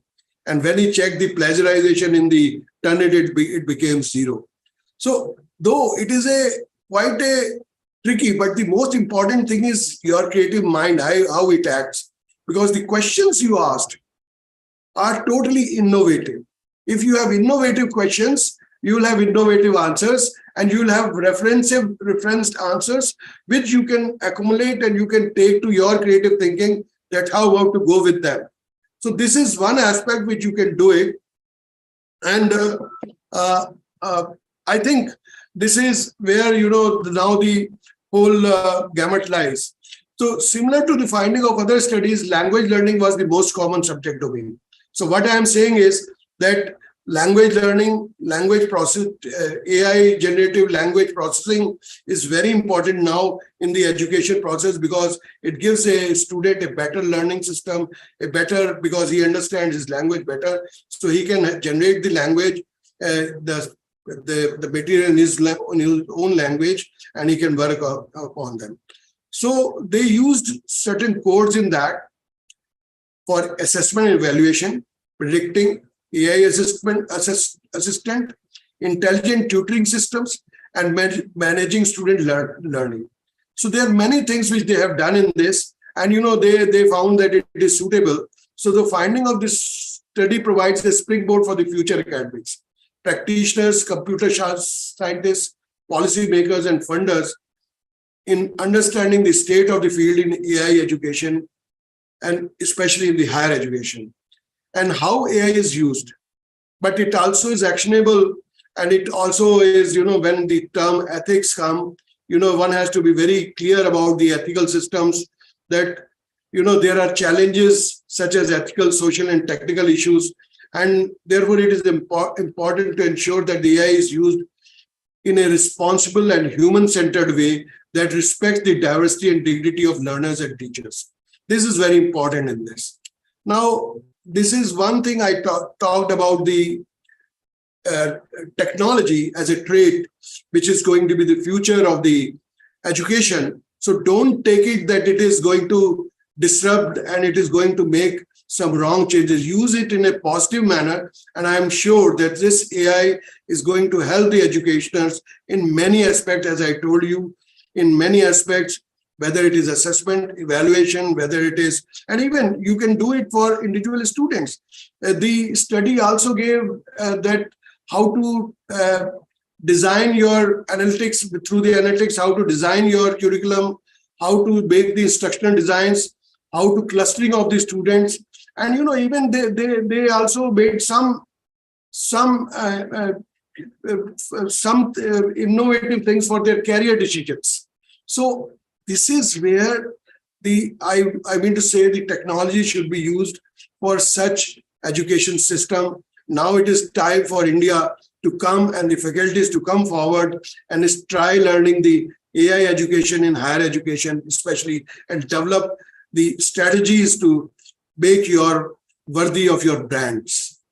As a result of the another important thing is the development of online education worthy of your brand.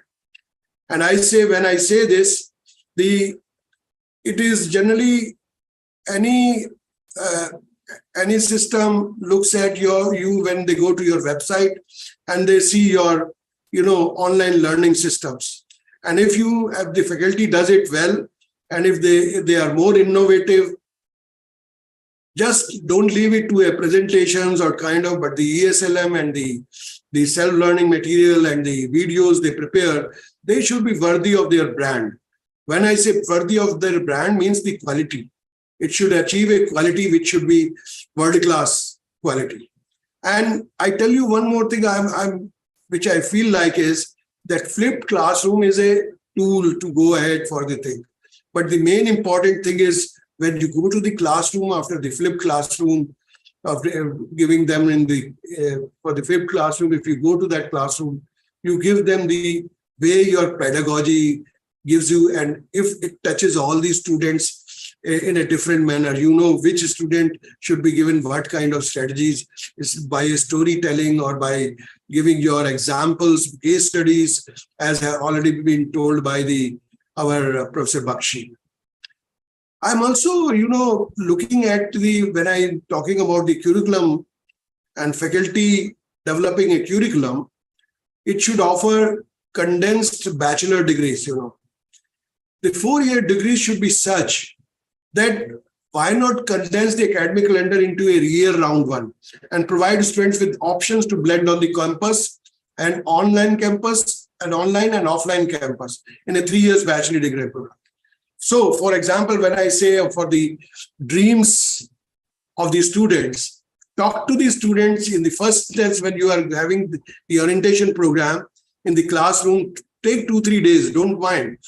ask each student what is their intention, talk to them, become personal to them, and then find out what they want, and try to create a system of teaching for the 4 years or 3-year planning, so that 1 year can give him some job, or 1 year can give him a continuous blend which can make his future job oriented, what he wants. So that could be brought by to learn how to progress him through the internships, how to make him from the field offline and online field works, and to put them to the internships, to have them short visits to the industries, which we do in our university. We are doing a lot of those kind of activities in our universities, and the student gains a lot out of that.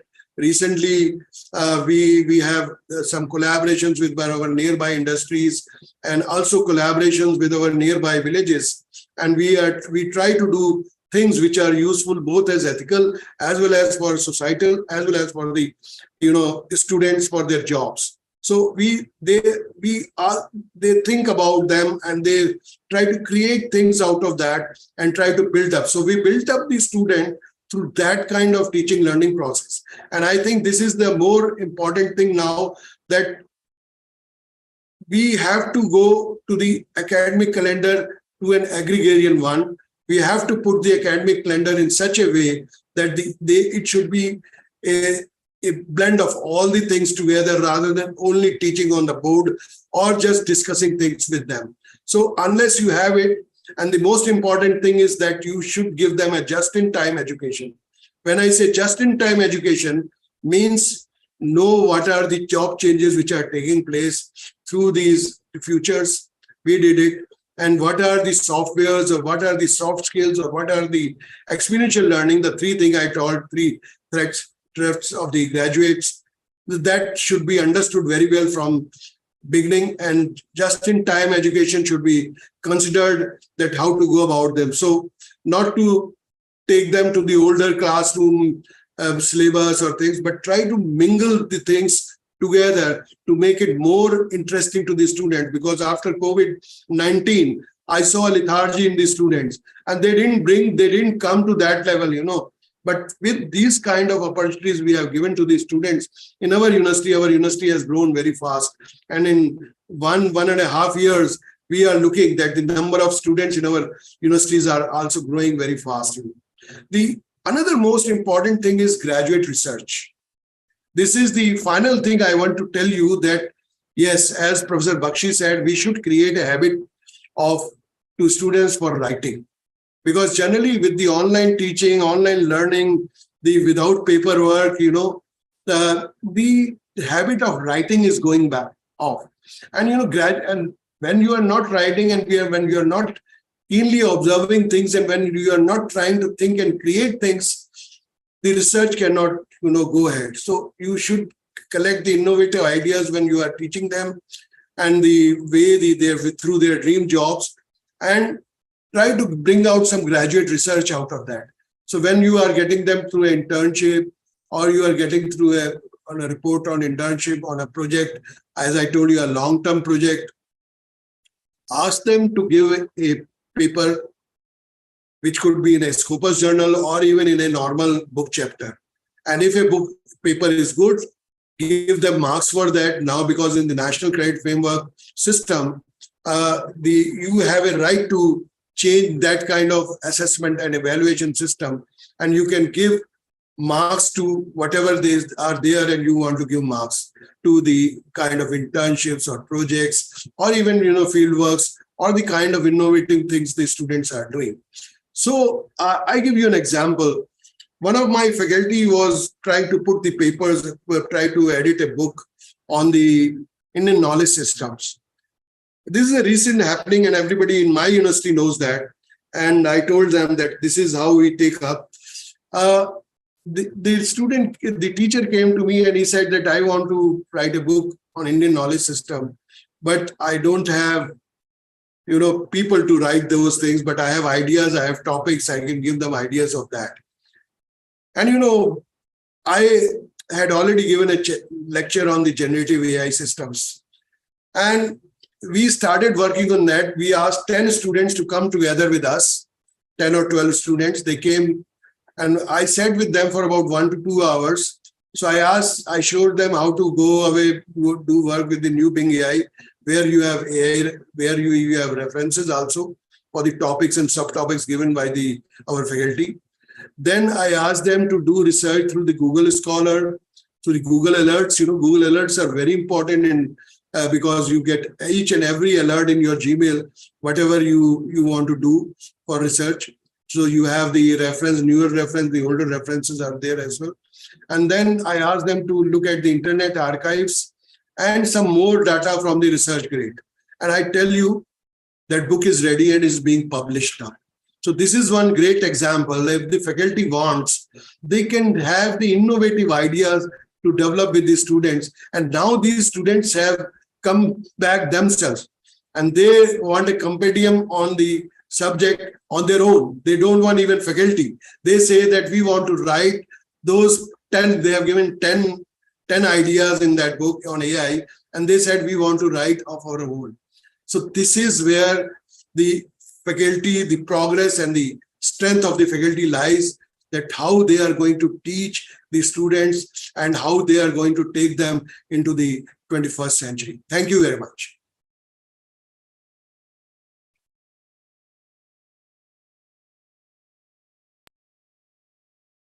Thank you, ma'am. Sir, thank you very much, sir, for your inspiring talk. Thank you, sir. Well, it's now the time which we all have been awaiting for. Since yesterday, I've been getting pouring messages for this particular session.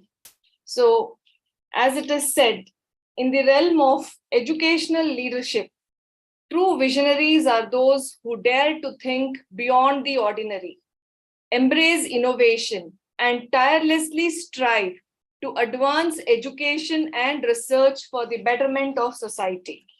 Ladies and gentlemen, it is a very proud and fortunate moment for the K.R. Mangalam University to host a very powerful and knowledgeable personality who has served his entire life for the welfare of students and education.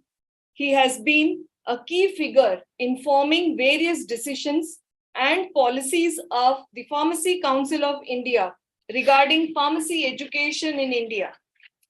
He is none other than our chief guest of the event, Professor B. Suresh. He is the Pro-Chancellor, JSS Academy of Higher Education and Research, Mysuru, and Director, Technical Education Division, JSS Mahavidyapita, Mysuru. Sir has been the former president of a Pharmacy Council of India who, through his vision and strategies, transformed pharmacy education. He has been actively uplifting the standards of pharmacy education and the profession in our country. He is an eminent educationist, pharmacist, and a leader. He pioneered the cause of promoting pharmacy practice concept in India. He is behind introducing the program in pharmacy practice and PharmD. Sir has been the founder vice chancellor of JSS Academy of Higher Education and Research, which today has made a mark in the topmost university of the country by Times Higher Education and among top 50 in NIRF ranking of Government of India. Sir has initiated several international collaborations through bilateral academic and research exchange. Sir has been the delegate member of the United States Pharmacopoeia Convention, USA. He has chaired as International Commissioner of the Accreditation Council of Pharmacy Education, ACPE, USA. He is also the member of many international and national organizations. He is the recipient of many popular international and national awards. Above all, Sir is fondly liked for his human approach and excellent team leadership. Sir, we would be very delighted to hear your suggestions, ideas, and vision on the theme of initiating for fostering quality higher education in India in the 21st century, to focus on how the best of the best get better and better. Please, sir. Thank you, Hema, for the nice introduction. My greetings and best wishes to the Vice Chancellor, Professor Dubeji, and my good friend and the President of APTI, Professor Milind Mukherjee. And I had been listening to Dr. A.K. Bakshi also just before these two talks.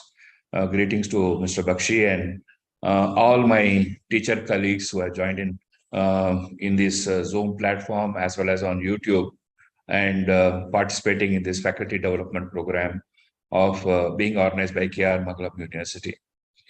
First of all, I thank Hema and the university for inviting me to give a talk on this platform. I also felt that I should get back to my first passion, connect with my teachers, because it has been a hiatus for me. Last 1 year, I have not spoken on many platforms, or I can say any platform. And this year, I had been busy with my personal work, so I couldn't. So now, having put all that behind, I said, let me connect with my teacher friends and colleagues and said, let this begin. And that's how I said to Hema, yes, I will be there. And thank you for inviting me, Hema. And thank you to K.R. Mangalam University for inviting me to be with your university's faculty development program.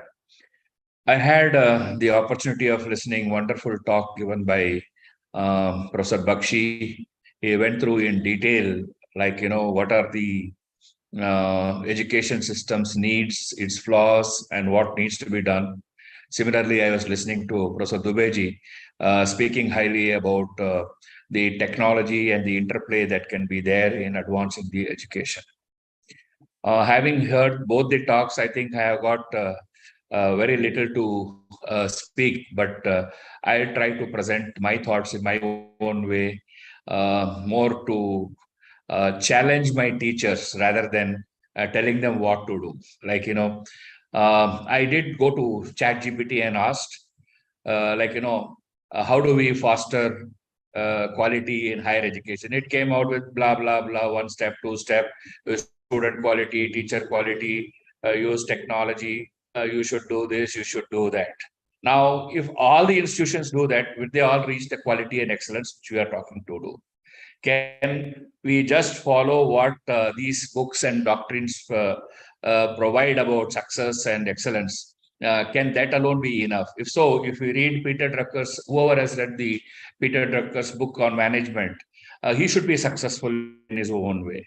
Is it just reading information or just knowing an information help a person or an organization to succeed? So it is not definitely, obviously, that's why there is a difference between individuals, institutions, and the way they position themselves over the years. Now, there is always this criticism coming in when we talk of positioning, whether it is NIRF ranking or whether it is the Times ranking or the accreditations. We criticize it, what is there in that system that they have got it. We are better than them. This type of usual comparisons do take place, and we keep trying to justify wherever we are and trying to see that no, we are doing the best, and let's be happy with that. We can't do anything. Those people are doing the wrong way, so that is why they are ahead. This is our way of justifying. But what I am going to push is how the best do the better for themselves. How do they better themselves each time? Like, I can just give one example. When NIRF ranking was going on this year, the IIT Chennai was called again and again to dais to receive the various awards. Now, IITs are all same, right? So why IIT Chennai made the difference? So what was the important thing? That it could receive most of the awards that were there for, whether it is for university or whether it is for engineering or whether it's for innovation. How did one IIT be able to achieve? Is there something behind that? I think it is something interesting for people or leaders to analyze and see what makes that difference for an institution or an individual to excel. And that is what I am going to present to you today. Like you are all as faculty joined this faculty development program.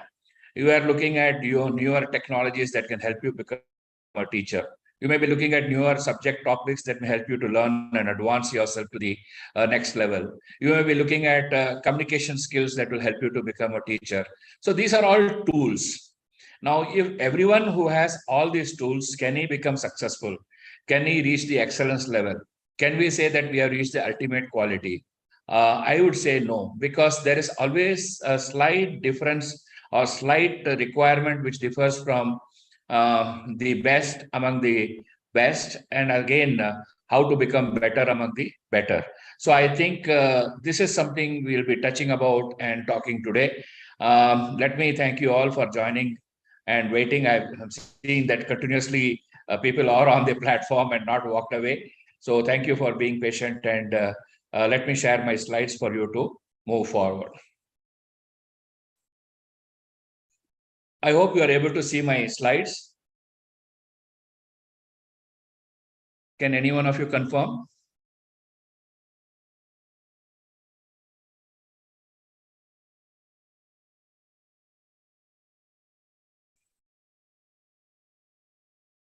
It's not visible, sir. Not visible. Okay, let me try then 1 minute. Share screen. Yes. Share. Yes, sir. Now it is visible. Visible, right? Yeah. Okay, let me make it full now. Now I think you're seeing the full screen also, right? Yes. Yes, sir. Yeah, thank you very much. Now what I will be speaking to you all today is about fostering quality in higher education, yes. But in my own way, I'll be trying to communicate to you that how you should achieve this excellence or quality in your own perspective, in your own way at the individual level, as well as at the institution level. So one is you have to compete not with somebody else, only with yourself. How can you make the better of yourself? Then demand relentless feedback. And lastly, celebrate such victories when you achieve those victories there. So this is a presentation by me. I'm basically an academician and a passionate pharmacist. And with that, I'll move on to the next slide. Now, how the best of best get better and better is what I would like to put the question to you.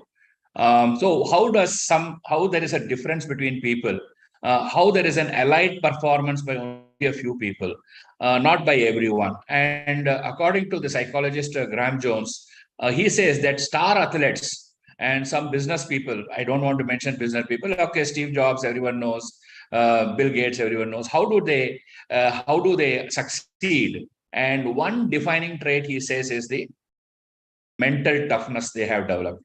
The mental toughness is one quality which makes the difference between the most successful person and the other person. And he may have both may have all the tools, but this mental toughness is which is very important for people to achieve that. And champions not necessarily are more gifted than others. That's just, oh, he was lucky, he had all the training, so he had the opportunity, so he succeeded.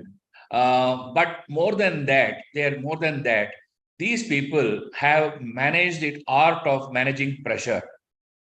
They tackle their goals meticulously and drive themselves to stay ahead of the competition. These are some of the traits which the psychologist Graham Jones mentioned makes the difference between one person and the most successful person which you see.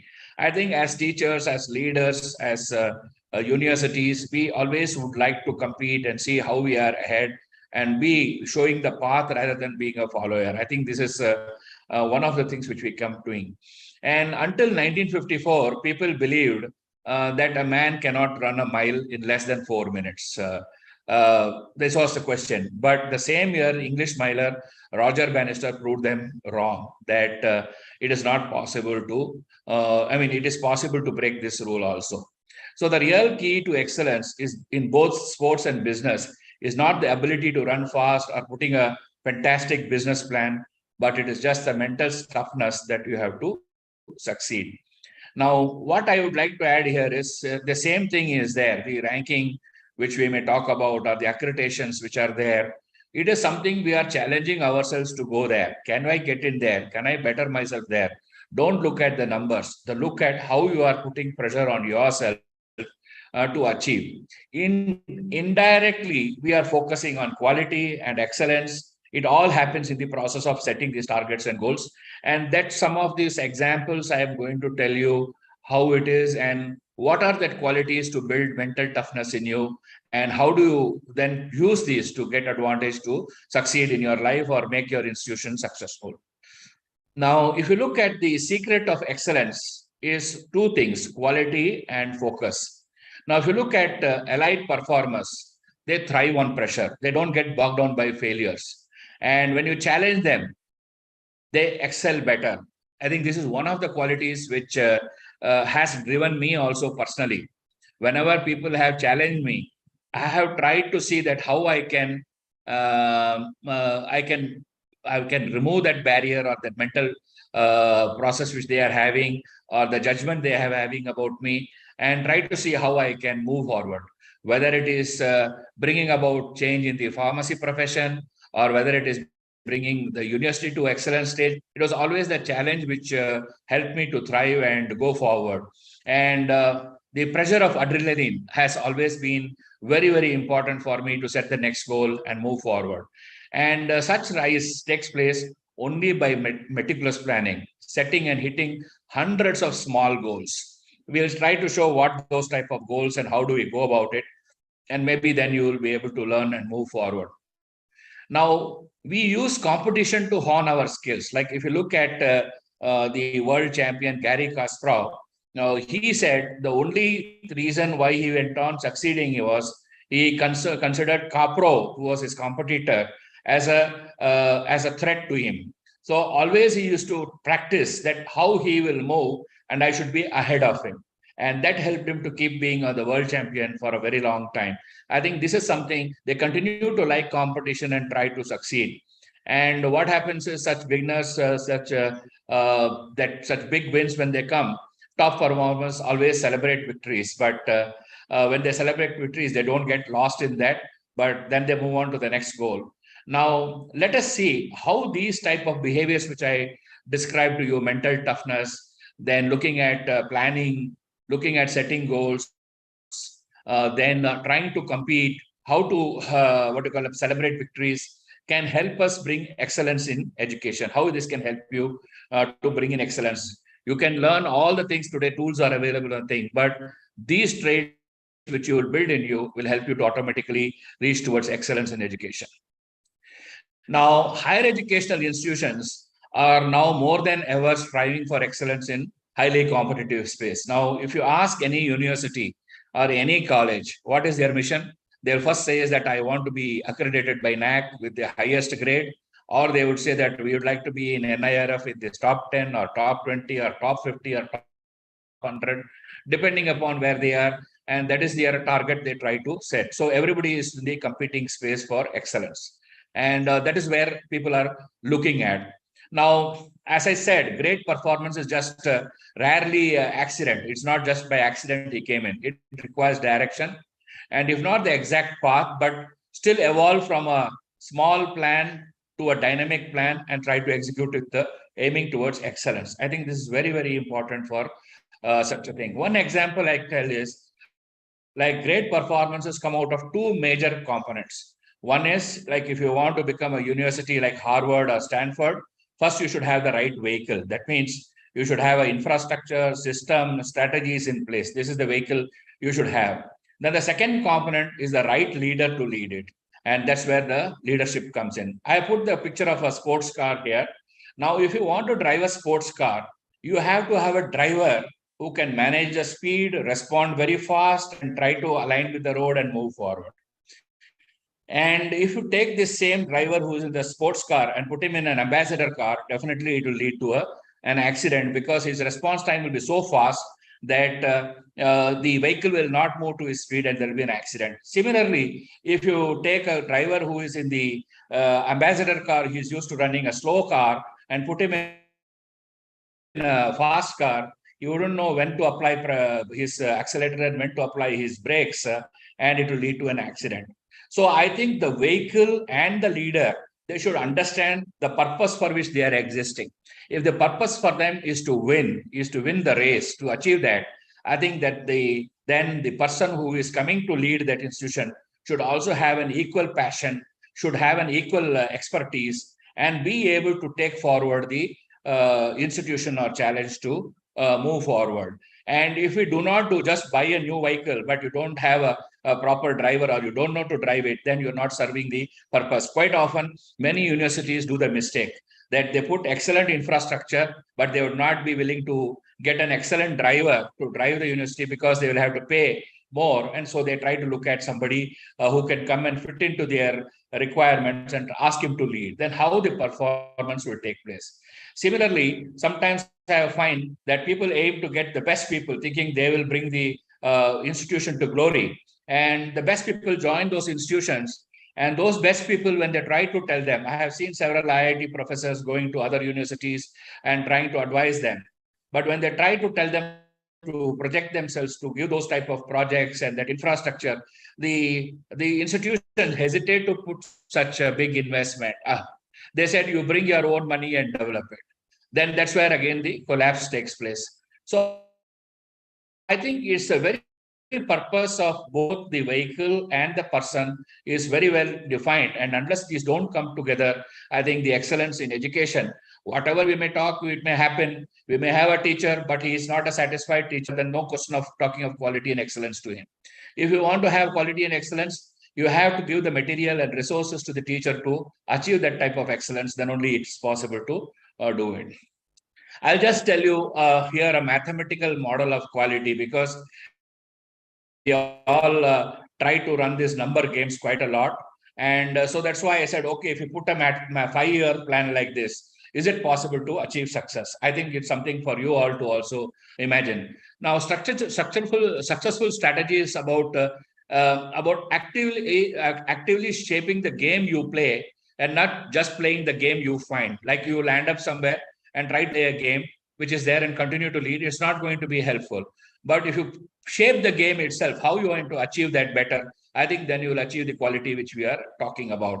And I have just put here, just as an academic institution, we have our own ambitions. NIRF, in the first year, you can aim, okay, I want to be in top 25%.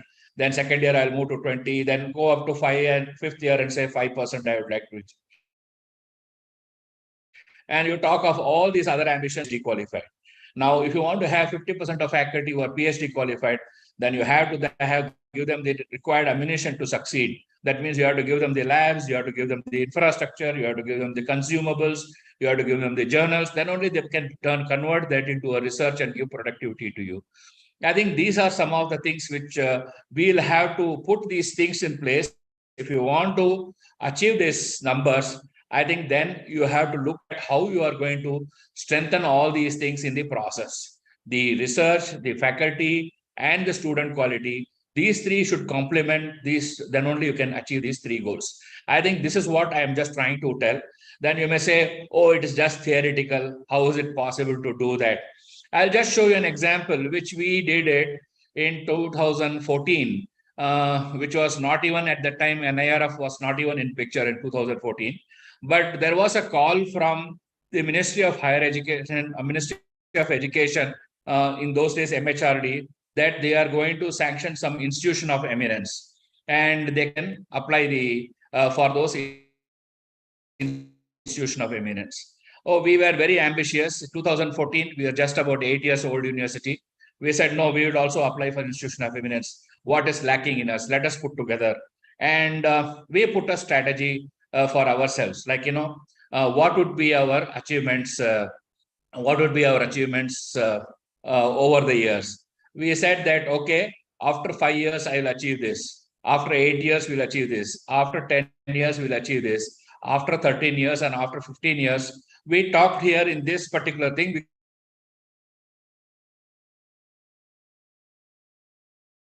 because national ranking was not there. We have institution of eminence status, but it does not leave us behind thinking that, okay, we don't have, so we need not bother, but we continue to work. we had planned in 2014 that we will be within the Times Higher Education ranking after 10 years in the top 500. That was our strategy, which we had planned in 2014. Today, we are in 2023. We achieved this goal immediately in the first instance in 2019. And then because of publication issue, because some of the journals were withdrawn by the Times Higher Education from its Scopus database. So then we lost 1 year. Now, last 2 years, 22, 23, we have been in the top 500. In fact, we are in the top 400 higher education ranking. Now, this was planned in 2014. I'm just trying to tell. So always when you plan something, and if you want to achieve something and keep moving towards that, there is always the possibility of success. Now, 15 years later, we are talking here, that is somewhere in 2040, whether we can achieve within the 100 of the top 100 of the Times Higher Education ranking. We do not know, but our efforts will continue to achieve that goal and we'll move forward. This just I gave you as an example for all of you to see if you put a plan, if you put an idea and work towards that goal, I think these small steps will achieve you where you want to reach. So if you go back to the previous slide, when I say, if you go back to the previous slide, so if you put a plan for yourself, okay, in 5 years' time, I want to achieve this for myself. It may be an individual goal or it may be an institutional goal. Okay, I will try to be in the top 2% of the scientists who are listed in the Scopus for a good publication. If you want to be that, then you have to plan for writing in that type of articles, put in that type of journals where you can achieve this type of success rate. Or let us say if you would like to be known for any other personal traits, whether you are a good teacher or get an award, I think you have to put what you want to achieve in such a plan for yourself and then try to achieve that. And definitely it is possible to achieve such goals. Now, how do you achieve this? What is the quality that you have to achieve these goals? As I said, the toughness and to take the challenge and move forward. So what is the key it is about? It is all about leadership. Infrastructure can be there, labs can be built, everything is there. But as I said, if you have not a good driver, there will be only accidents happening there. It's all about leadership, institutionally and individually. The future of your institution or fostering quality at your institution will depend only on one factor, the leader you choose and you entrust the responsibility. Similarly, for individually, if you want to succeed as a leader, so what is that you have to do it and you have to work towards that goal. So leadership is not given to few only. It is not that, oh, he is a leader by birth, he is like this. No, it is inside all of us and we have to only unleash that leadership. And let us try and see how you all can unleash that leadership. Let us see how we can unlock that leader in you. Moving forward, so first thing is leaders love pressure. Now you have to understand, do you like challenge? Do you like to be stressed? Would you like to be in pressure all the time? Would you like to have a running race running every day for yourself? If you don't like it, then don't aim for it. So unless you love pressure or build your quality to face that pressure, I think then only you'll be able to move and reach your goals. Otherwise, still you will be in the fringes looking for different things and not be able to achieve the goals which you want to set for yourself. So success always breeds confidence and confidence increases the ability to handle pressure. So try to plan something small, you succeed, that will give you confidence. Once you have the confidence, then you will start learning more and more and you will be able to have the ability to handle the pressure also. But once if you learn to love pressure for driving you to perform better than you thought you could do it, like you can achieve that. Like you might not feel that you will be able to achieve this in your life, but you will find suddenly because you're able to have that ability to handle pressure that you are able to do it. And who handles the pressure very well? That means first you have to devote yourself passionately to self-improvement. I was just interviewing a few people yesterday and I asked them at how much time do they invest to improve themselves. It may not be necessarily only in the subject knowledge or participating in the faculty development and doing it. Now, let us say there's so many changes that are happening around the world with us. Is it possible for us to learn and be updated so that we can respond in time? I think this is something you have to passionately involve yourself in self-improvement. And these things will try to help you to build that pressure. And similarly, Olympic gold medalist Greg Surley said that I never made any sacrifices. People say, oh, I have got this work at home, I have to do it, I can't manage time, so I can't learn. People, they say that. But always he said that you don't make sacrifices, you always make choices. What is more important and what is required for you? I think you have to give up that and make a choice and move forward. I think this is something you all will have to work and try to get that. And when they are under pressure, they don't get distracted. Such people, they don't get distracted. Today, we get distracted, even small things, we get distracted. One new regulation comes from PCI, you all start get distracted. Oh, now what will happen to us? A new change comes in from AICT or from NIRF, we worry, oh, they have changed the regulations, they have changed the goalpost. Now again, we have to rework on these things. So if you keep getting distracted by these small things, both personal as well as regulatory environment which you are existing, and you can't succeed. I always tell to my my colleagues in the university, now let us assume that none of these regulations are going to be constant. So these regulations get modified at any time. So what is the worst possible scenario if it is regulated?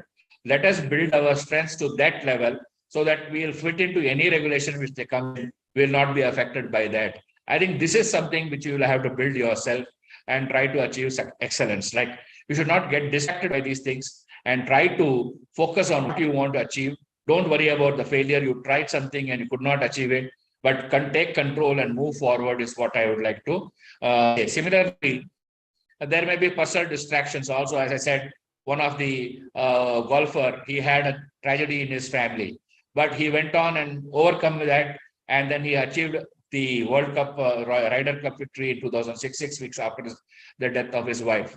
Because such performance, masters of compartmentalizing. They try to compartmentalize different things in their mind, and they are able to move forward. And such people also look at long-term goals. They don't look at, there are several short-term goals. They don't try to get focus on all these things, but they always have a longer vision. I showed you the longer vision. Can in 15 years time, we be able to achieve top 100? So yes, how do we achieve that? It will be a step, but 15 years is a good period. And we put the lot of things in the place. I think it is doable and it is achievable. And that's what such leaders do. They fix on the long-term goals. And for this, you have to have the ability to plan short-term goals meticulously so that you keep on succeeding. And when the real pressure is required, when the last 50 meters of the race have to rush, you are able to peak and perform better there and are able to achieve the goal which you have set for yourself. I think this is something which, again, leaders would like to do. Now, leaders leverage competition. I think this is a very important factor for all of you. For example, leaders should not run away from competition or say, oh, that ranking is not good, so I will not participate. Quite a few people do that because you are afraid where you will be positioned. But now, if you are not positioned in a particular place, how will you know what you need to improve? So I think you should accept the competition and try to see how you can achieve better. And for that, you have to train yourself. And how can you train yourself? You should train yourself with the people who push you hardest. I think this is very important. If you have a soft boss who tells you, okay, you do this thing, I leave it to you, we want to achieve this, it's it's not going to help. If you have a tough boss who keeps challenging you, keeps pushing you, I think then if you are training under them, you will get all the qualities that you require, which I mentioned earlier, whether it is handling pressure or planning goals, all this is possible. So I think you have to get trained. So if you want to be a leader, you have to train yourself to achieve that leader. And that is why smart organizations consciously create situations in which their allied performance push one another to the levels they would never reach if they were working in less accomplished colleagues. Like, why institutions or why organizations choose the best people and put it? Because they'll compete within themselves, and in turn, the university or the college tries to achieve higher excellence, which is required. And such institutions also invest in talent programs, like just we are having the faculty development program here for all of you. It is just to help you to achieve that growth, help achieve that type of challenge, and be able to move forward. So I think you have to leverage competition, and that's where you will get to know how you will become a world-class leader over a process. Now, next step is like these leaders also reinvent themselves continuously. Like you have made a plan now, then suddenly you find there is a rule is changed. Now there is somebody else coming ahead and has got a different strategy. So you have to go on looking at it. Getting to the top is easy, but now if you want to stay there, every time you have to achieve the process of making it better. I called both the principals of pharmacy college and spoke to them because they are in the top 10 of the pharmacy colleges NIRF ranking. I said, now what is your plan for retaining there and improving there and not falling down? Because the most important problem which everyone faces is when you achieve success is like, what will happen if I slide down from there? So that's always the fear people will have. Every day we have that fear. Okay, now our university is in this position. Now how we will be able to continue to sustain and not slide down? So this is a big mental and physical endurance that we have to win the next time and keep going on further, keep making our benchmarks better. And for this, you have to have an unsatiable quality of getting feedback. You should be ready to accept critical comments coming to you.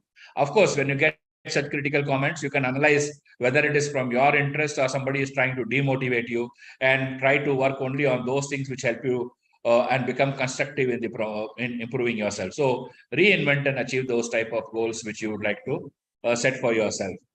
Next is when you achieve such goals, I think it's very important also to celebrate such victories, because if you do not celebrate victories, I'll just tell in a lighter vein. So I don't smoke, and neither I encourage anyone smoking, but I keep telling my colleagues, okay, if I achieve this, I'm going to smoke a cigar for the first time in my life. I'm never going to smoke, but I always look at that as a symbolic. When you see English movies, the big boss always has a cigar in his hand. So I, okay, I will also smoke a cigar. I tell them, and they all laugh, and they know that I am just trying to tell them that we have to set a higher goal and we have to keep moving on. So celebration is more than an emotional release. It is a deep level of analysis of enhanced awareness. Like whenever we have such victory, we always say, okay, now this is fine. So what next is the next question I ask them always. They say, sir, just now we got the results. Why are you telling again what next? I said, okay, I have congratulated you. So now what next? So I think this is where we have to do, celebrate our victories, but keep planning, move forward, have this confidence in ourselves that we can do it. But if you end up, okay, 1 year full of celebrations just because you got some rank or position or accreditation, then everybody becomes relaxed. Oh, we have achieved this. So we don't have to worry anything more. But if you want to go to the next level, I think you have to keep getting out of the celebration quickly. Look at the more other victories which you have to achieve in the journey which you are going to take. Now, lastly, I would like to say is that you have to have the will to win. Now, if you are not going to have that will, that I want to achieve this, I would like to show that I am going to achieve this. Like I will just say one example here. When I was early in the years of 2008, I became the Vice Chancellor. In 2009 or 2010, the Dean of St. Johns Hopkins University, USA came to visit our university. And they were trying to sort of tell us that we can partner with them, and they will bring their degrees here, and our students can enroll, and we can pay fees, and our faculty can enroll to those programs and get trained in Johns Hopkins. It was more like a marketing thing for the thing to do it. But I was very keen and told him, let us sign an agreement. We'll get them trained also, but let's sign an agreement, and we would try to see that how we can train our people also improve, and so we also can achieve that. He said, no, we cannot sign an agreement with you, because we try to sign agreement with only achievers. So that pushed me to the brink, like, what do you mean by achievers? So am I not an achiever so far? I said, okay, we will do it, and we'll try to see how we can achieve and move forward. So, and that journey took as a challenge, and the will to win brought so many other agreements, so many places, and we are now being sought after by many universities in India and abroad to collaborate and work forward. I think this type of will to win always helps to do it. But many people, when they see from outside, what is there? This anybody can do it. If I also had the infrastructure, I would have done it. If I had also this faculty, I would have done it. People make a very ease of this illusion. But behind that, there is a leader. Behind that, there is a plan. There is a plan behind that. There are multiple things which people do not see. And in the fierce competition, some of them will not be able to achieve. That is also known. But only thing help them to come back is that people who are having the mettle, people who are having the mental toughness and the unimaginable grit and courage go back to the ring and fight to the bitter end. That's what all excellence is about. And if you want to be an elite performer in education, that's what you need to do. Fight till you achieve your goal and sustain and progress further. With this, I would like to thank you all. Many people who have the will to win, but the few who are there who are will to prepare. So you know this is a famous Onam Kerala boat race. People see there several people participate, only one wins. But behind that, there's a full year-long practice which goes on in these teams. Very, very rigorous practice which goes into that for winning that cup. It is very, very prestigious in Kerala to win this cup, and the training is very, very rigorous. I think this is what makes the difference. The training, the toughness which you build, the planning which you do, that this year you have to win the competition, that will make the difference. Thank you very much. I'll stop here and I leave it to the host to take over from here. Thank you. Thank you so much, sir. Your precious thoughts, suggestions, and ideas have definitely impacted all of the audience. And we assure you, sir, that we will do our best and also encourage others across the globe, rather, to impart quality education so that our next generation is envisioned for a better life. And your message is well taken, sir. The more you challenge yourself, the more you will realize that you have true potential. Thank you so much.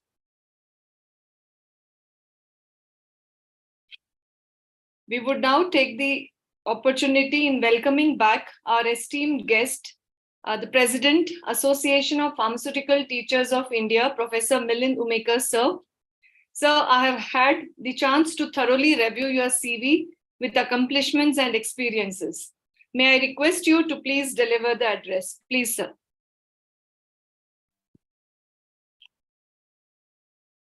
Good afternoon, Hemaji. Am I audible? Yes, sir. Today's keynote address is our mentor and the great teacher in the pharmacy, Dr. B. Suresh, Professor Bakshi, Professor C.S. Dubey, and all the faculty members of K.R. Mangalam University and all the audience. First of all, I am very much thankful to Dr. Suresh for accepting your invitation and give the booster dose and boostering to our teachers after a gap of 1 year. So thank you very much, sir, for your presence in this FDP. Hema Madam, I am also very much thankful to you for organizing such a wonderful FDP and with a great initiative in the inaugural program with Dr. Suresh, Dr. Bakshi, and Dr. Dubey. They really help a lot to make the mind of our teachers. Definitely, such type of FDP will help teacher to upgrade themselves as well as to improve their working, and definitely it will support to make them their career in the teaching. Suresh sir already briefed us about the importance of quality, excellence, technology, knowledge, strategy, and finally the training to achieve our goals. And definitely, sir, we assure that we will try to work on these various qualities and we will try to achieve the goals. As a FPTI and as a president of FPTI, I would like to brief that FPTI is the main objective of the FPTI is to provide the national platform for the welfare of pharmacy education and for the welfare of the pharmacy teachers.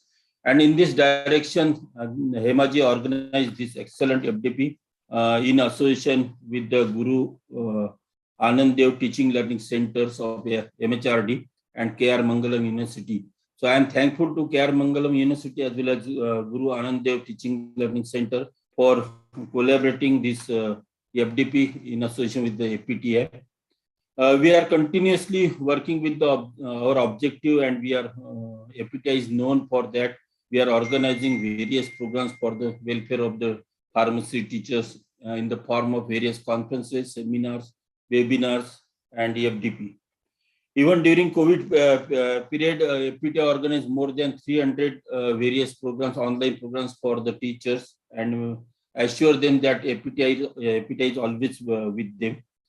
And APTI always wish to promote such type of initiatives like Hemaji, she organized excellent, and we always wish to promote such type of initiatives by the members. And I am sure this program will be definitely useful for the teachers. Already all the audience listening from last 3 hours, and all were waiting for the Suresh sir. And I hope this initiative will be helpful for the teachers. APTI is always work for to do the advocacy of the teachers. We are continuously in touch with the government authorities and statutory body for the welfare of the teachers. We are working on the professional development of the teachers. We are continuously working for the networking and collaboration. And for that purpose, from today, we are going to introduce new membership so that each and every teacher who is working in the Pharmacy Educational Institute, they should be in touch with APTI, and they should be in the networking of the APTI. And for that purpose, from today, we are going to introduce the general membership so that every teacher can take the membership of the APTI, and they should get benefited through APTI on the various platforms. So once again, I congratulate to the organizer and KR Mangalam University for organizing this excellent FDP, and I wish all the best for this program for the next 1 week. And I hope this program will be really helpful for the all pharmacy teachers. And thank you, Hemaji. Once again, congratulations to you for organizing this event. And it's really a wonderful initiative taken by the APTI Women Forum in association with APTI. And being a national coordinator of North Zone APTI Women Forum, you are doing a wonderful job. Once again, thank you to the entire organizing team. Thank you to the resource persons. Thank you very much. Thank you very much, sir. Thank you. Thank you, madam. So with due permission of the chair, Professor Bakshi and Professor Suresh sir, can we go for the question and answer round?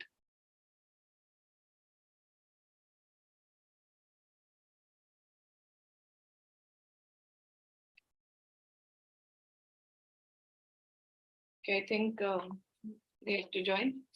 Well, as a token of appreciation and gratitude, it is now time to present virtually mementos to our invitees. Our guests have achieved many milestones in their life and are constantly putting tremendous efforts to change the life of youngsters, who are the future assets of our nation. Hence, their deeds cannot be measured with greatest of awards or trophies, but for the valuable thoughts and ideas they shared with us, we feel obliged to present small token of respect to our stalwarts. I request Professor Dubey sir to please switch on the camera. And I request our technical team to please play the AVs. First and foremost, we extend the gratitude and take this pleasure in particularly this moment to present a token of respect to our honorable chief guest, Professor B. Suresh sir, with a memento. Sir, this is humbly, we expect you to accept it. Thank you very much for being with us. Next, I also take the opportunity to present a token of remembrance to our distinguished guest of honor, Professor A.K. Bakshi sir, with a memento. Can we have the slide, please?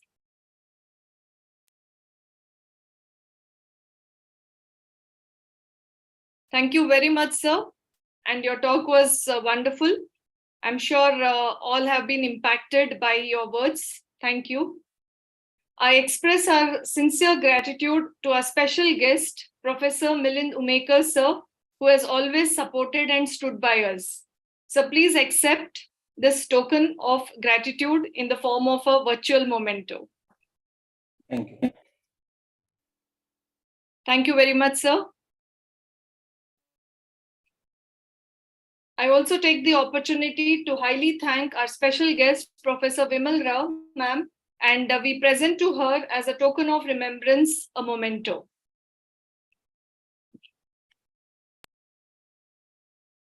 Can we have the slide, sir? Thank you very much, ma'am.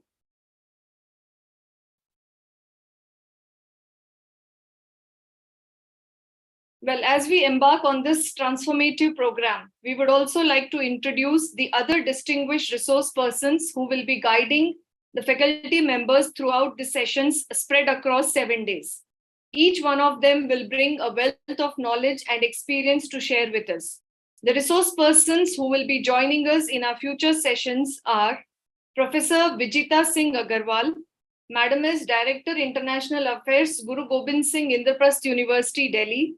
We'll have with us Dr. Pooja Sharma, CEO, Apar Health Advisor, Medanta Institute of Education and Research.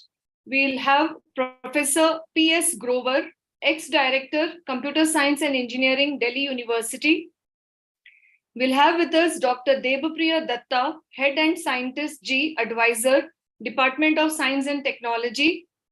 We'll also have Shri Janaki Raman S., ex-senior vice president and vertical head at Cadila Pharma and ex-director Pfizer. We'll have with us again one session more of Professor A.K. Bakshi. We'll have one session of Professor Vimal ma'am, and also a session from Professor Jaswinder Singh, who is the principal of SGBT Khalsa College, University of Delhi. Thanks to all the resource persons for having consented to be the part of this program. Apart from the resource persons, we have a galaxy of invited guests from the central core team of APTI. We'll be having each day one zone vice president and also the convener of Women Forum amongst us. I take this opportunity to thank all the members, especially the core team of APTI, for having supported and stood by in organizing the event of such cadre. Well, before we conclude, I would like to quote a famous philosophical quote that no duty is more urgent than that of returning thanks. Before we conclude this inaugural ceremony, let us express our heartfelt gratitude to everyone who has contributed to organizing this event, the planning committee, my volunteer teachers, technical support team, and all those who work tirelessly behind the scene. We would also like to extend our appreciation to Association of Pharmaceutical Teachers of India for having been one of the collaborators for this event. And also thanks to all the participants who have joined us today. We look forward for your active participation in all the forthcoming sessions too. We expect that this enthusiasm and commitment would be remaining sustained and also would help in success of this program. With that, we officially declare the Faculty Development Program open. And I expect all of you I request that kindly switch on your cameras. We'll go for a group photograph. And I request the technical team to please click the moment. I'm requesting all the participants, and I request the technical team to kindly allow them to switch on the cameras, and we will take a group photograph.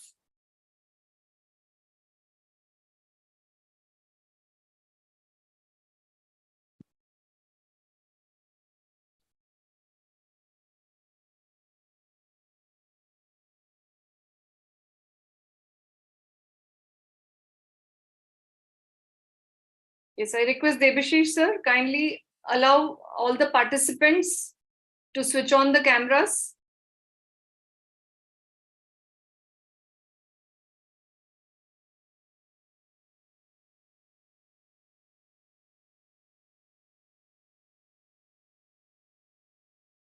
Devasis sir?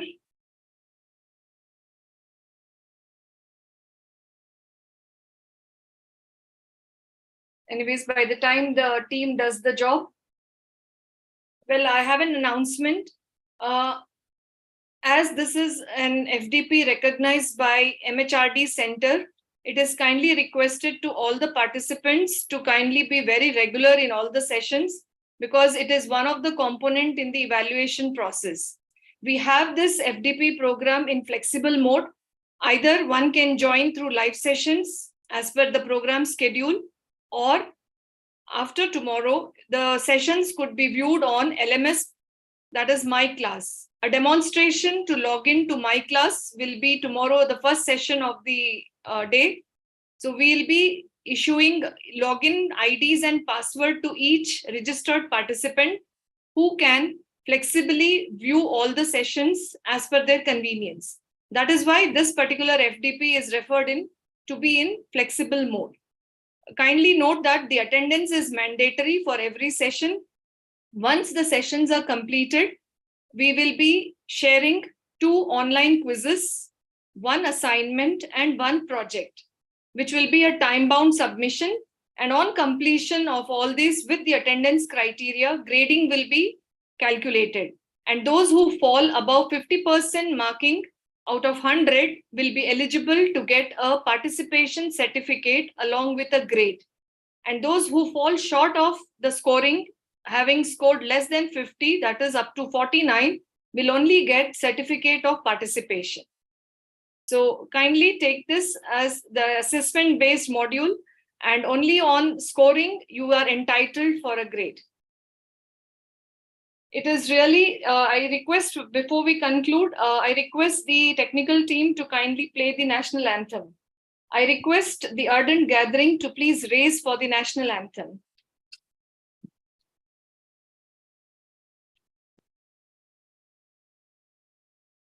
Can we have the AV, sir?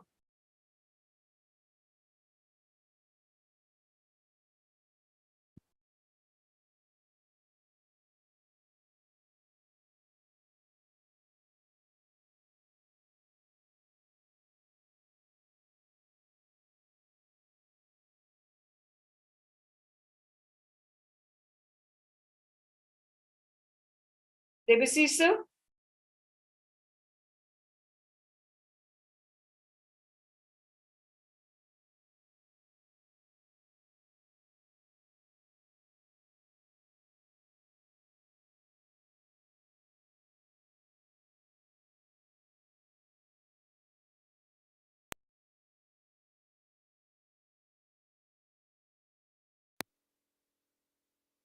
जनगण मन अधिनायक जय हे भारत भाग्य विधाता पंजाब सिंध गुजरात मराठा द्राविड उत्कल गंगा विंध्य हिमाचल यमुना गंगा उच्चल जलधि तरंगा तव शुभ नामे जागे तव शुभ आशीष मांगे गाहे तव जय गाथा जन गण मंगलदायक जय हे भारत भाग्य विधाता जय हे जय हे जय हे जय जय जय जय हे।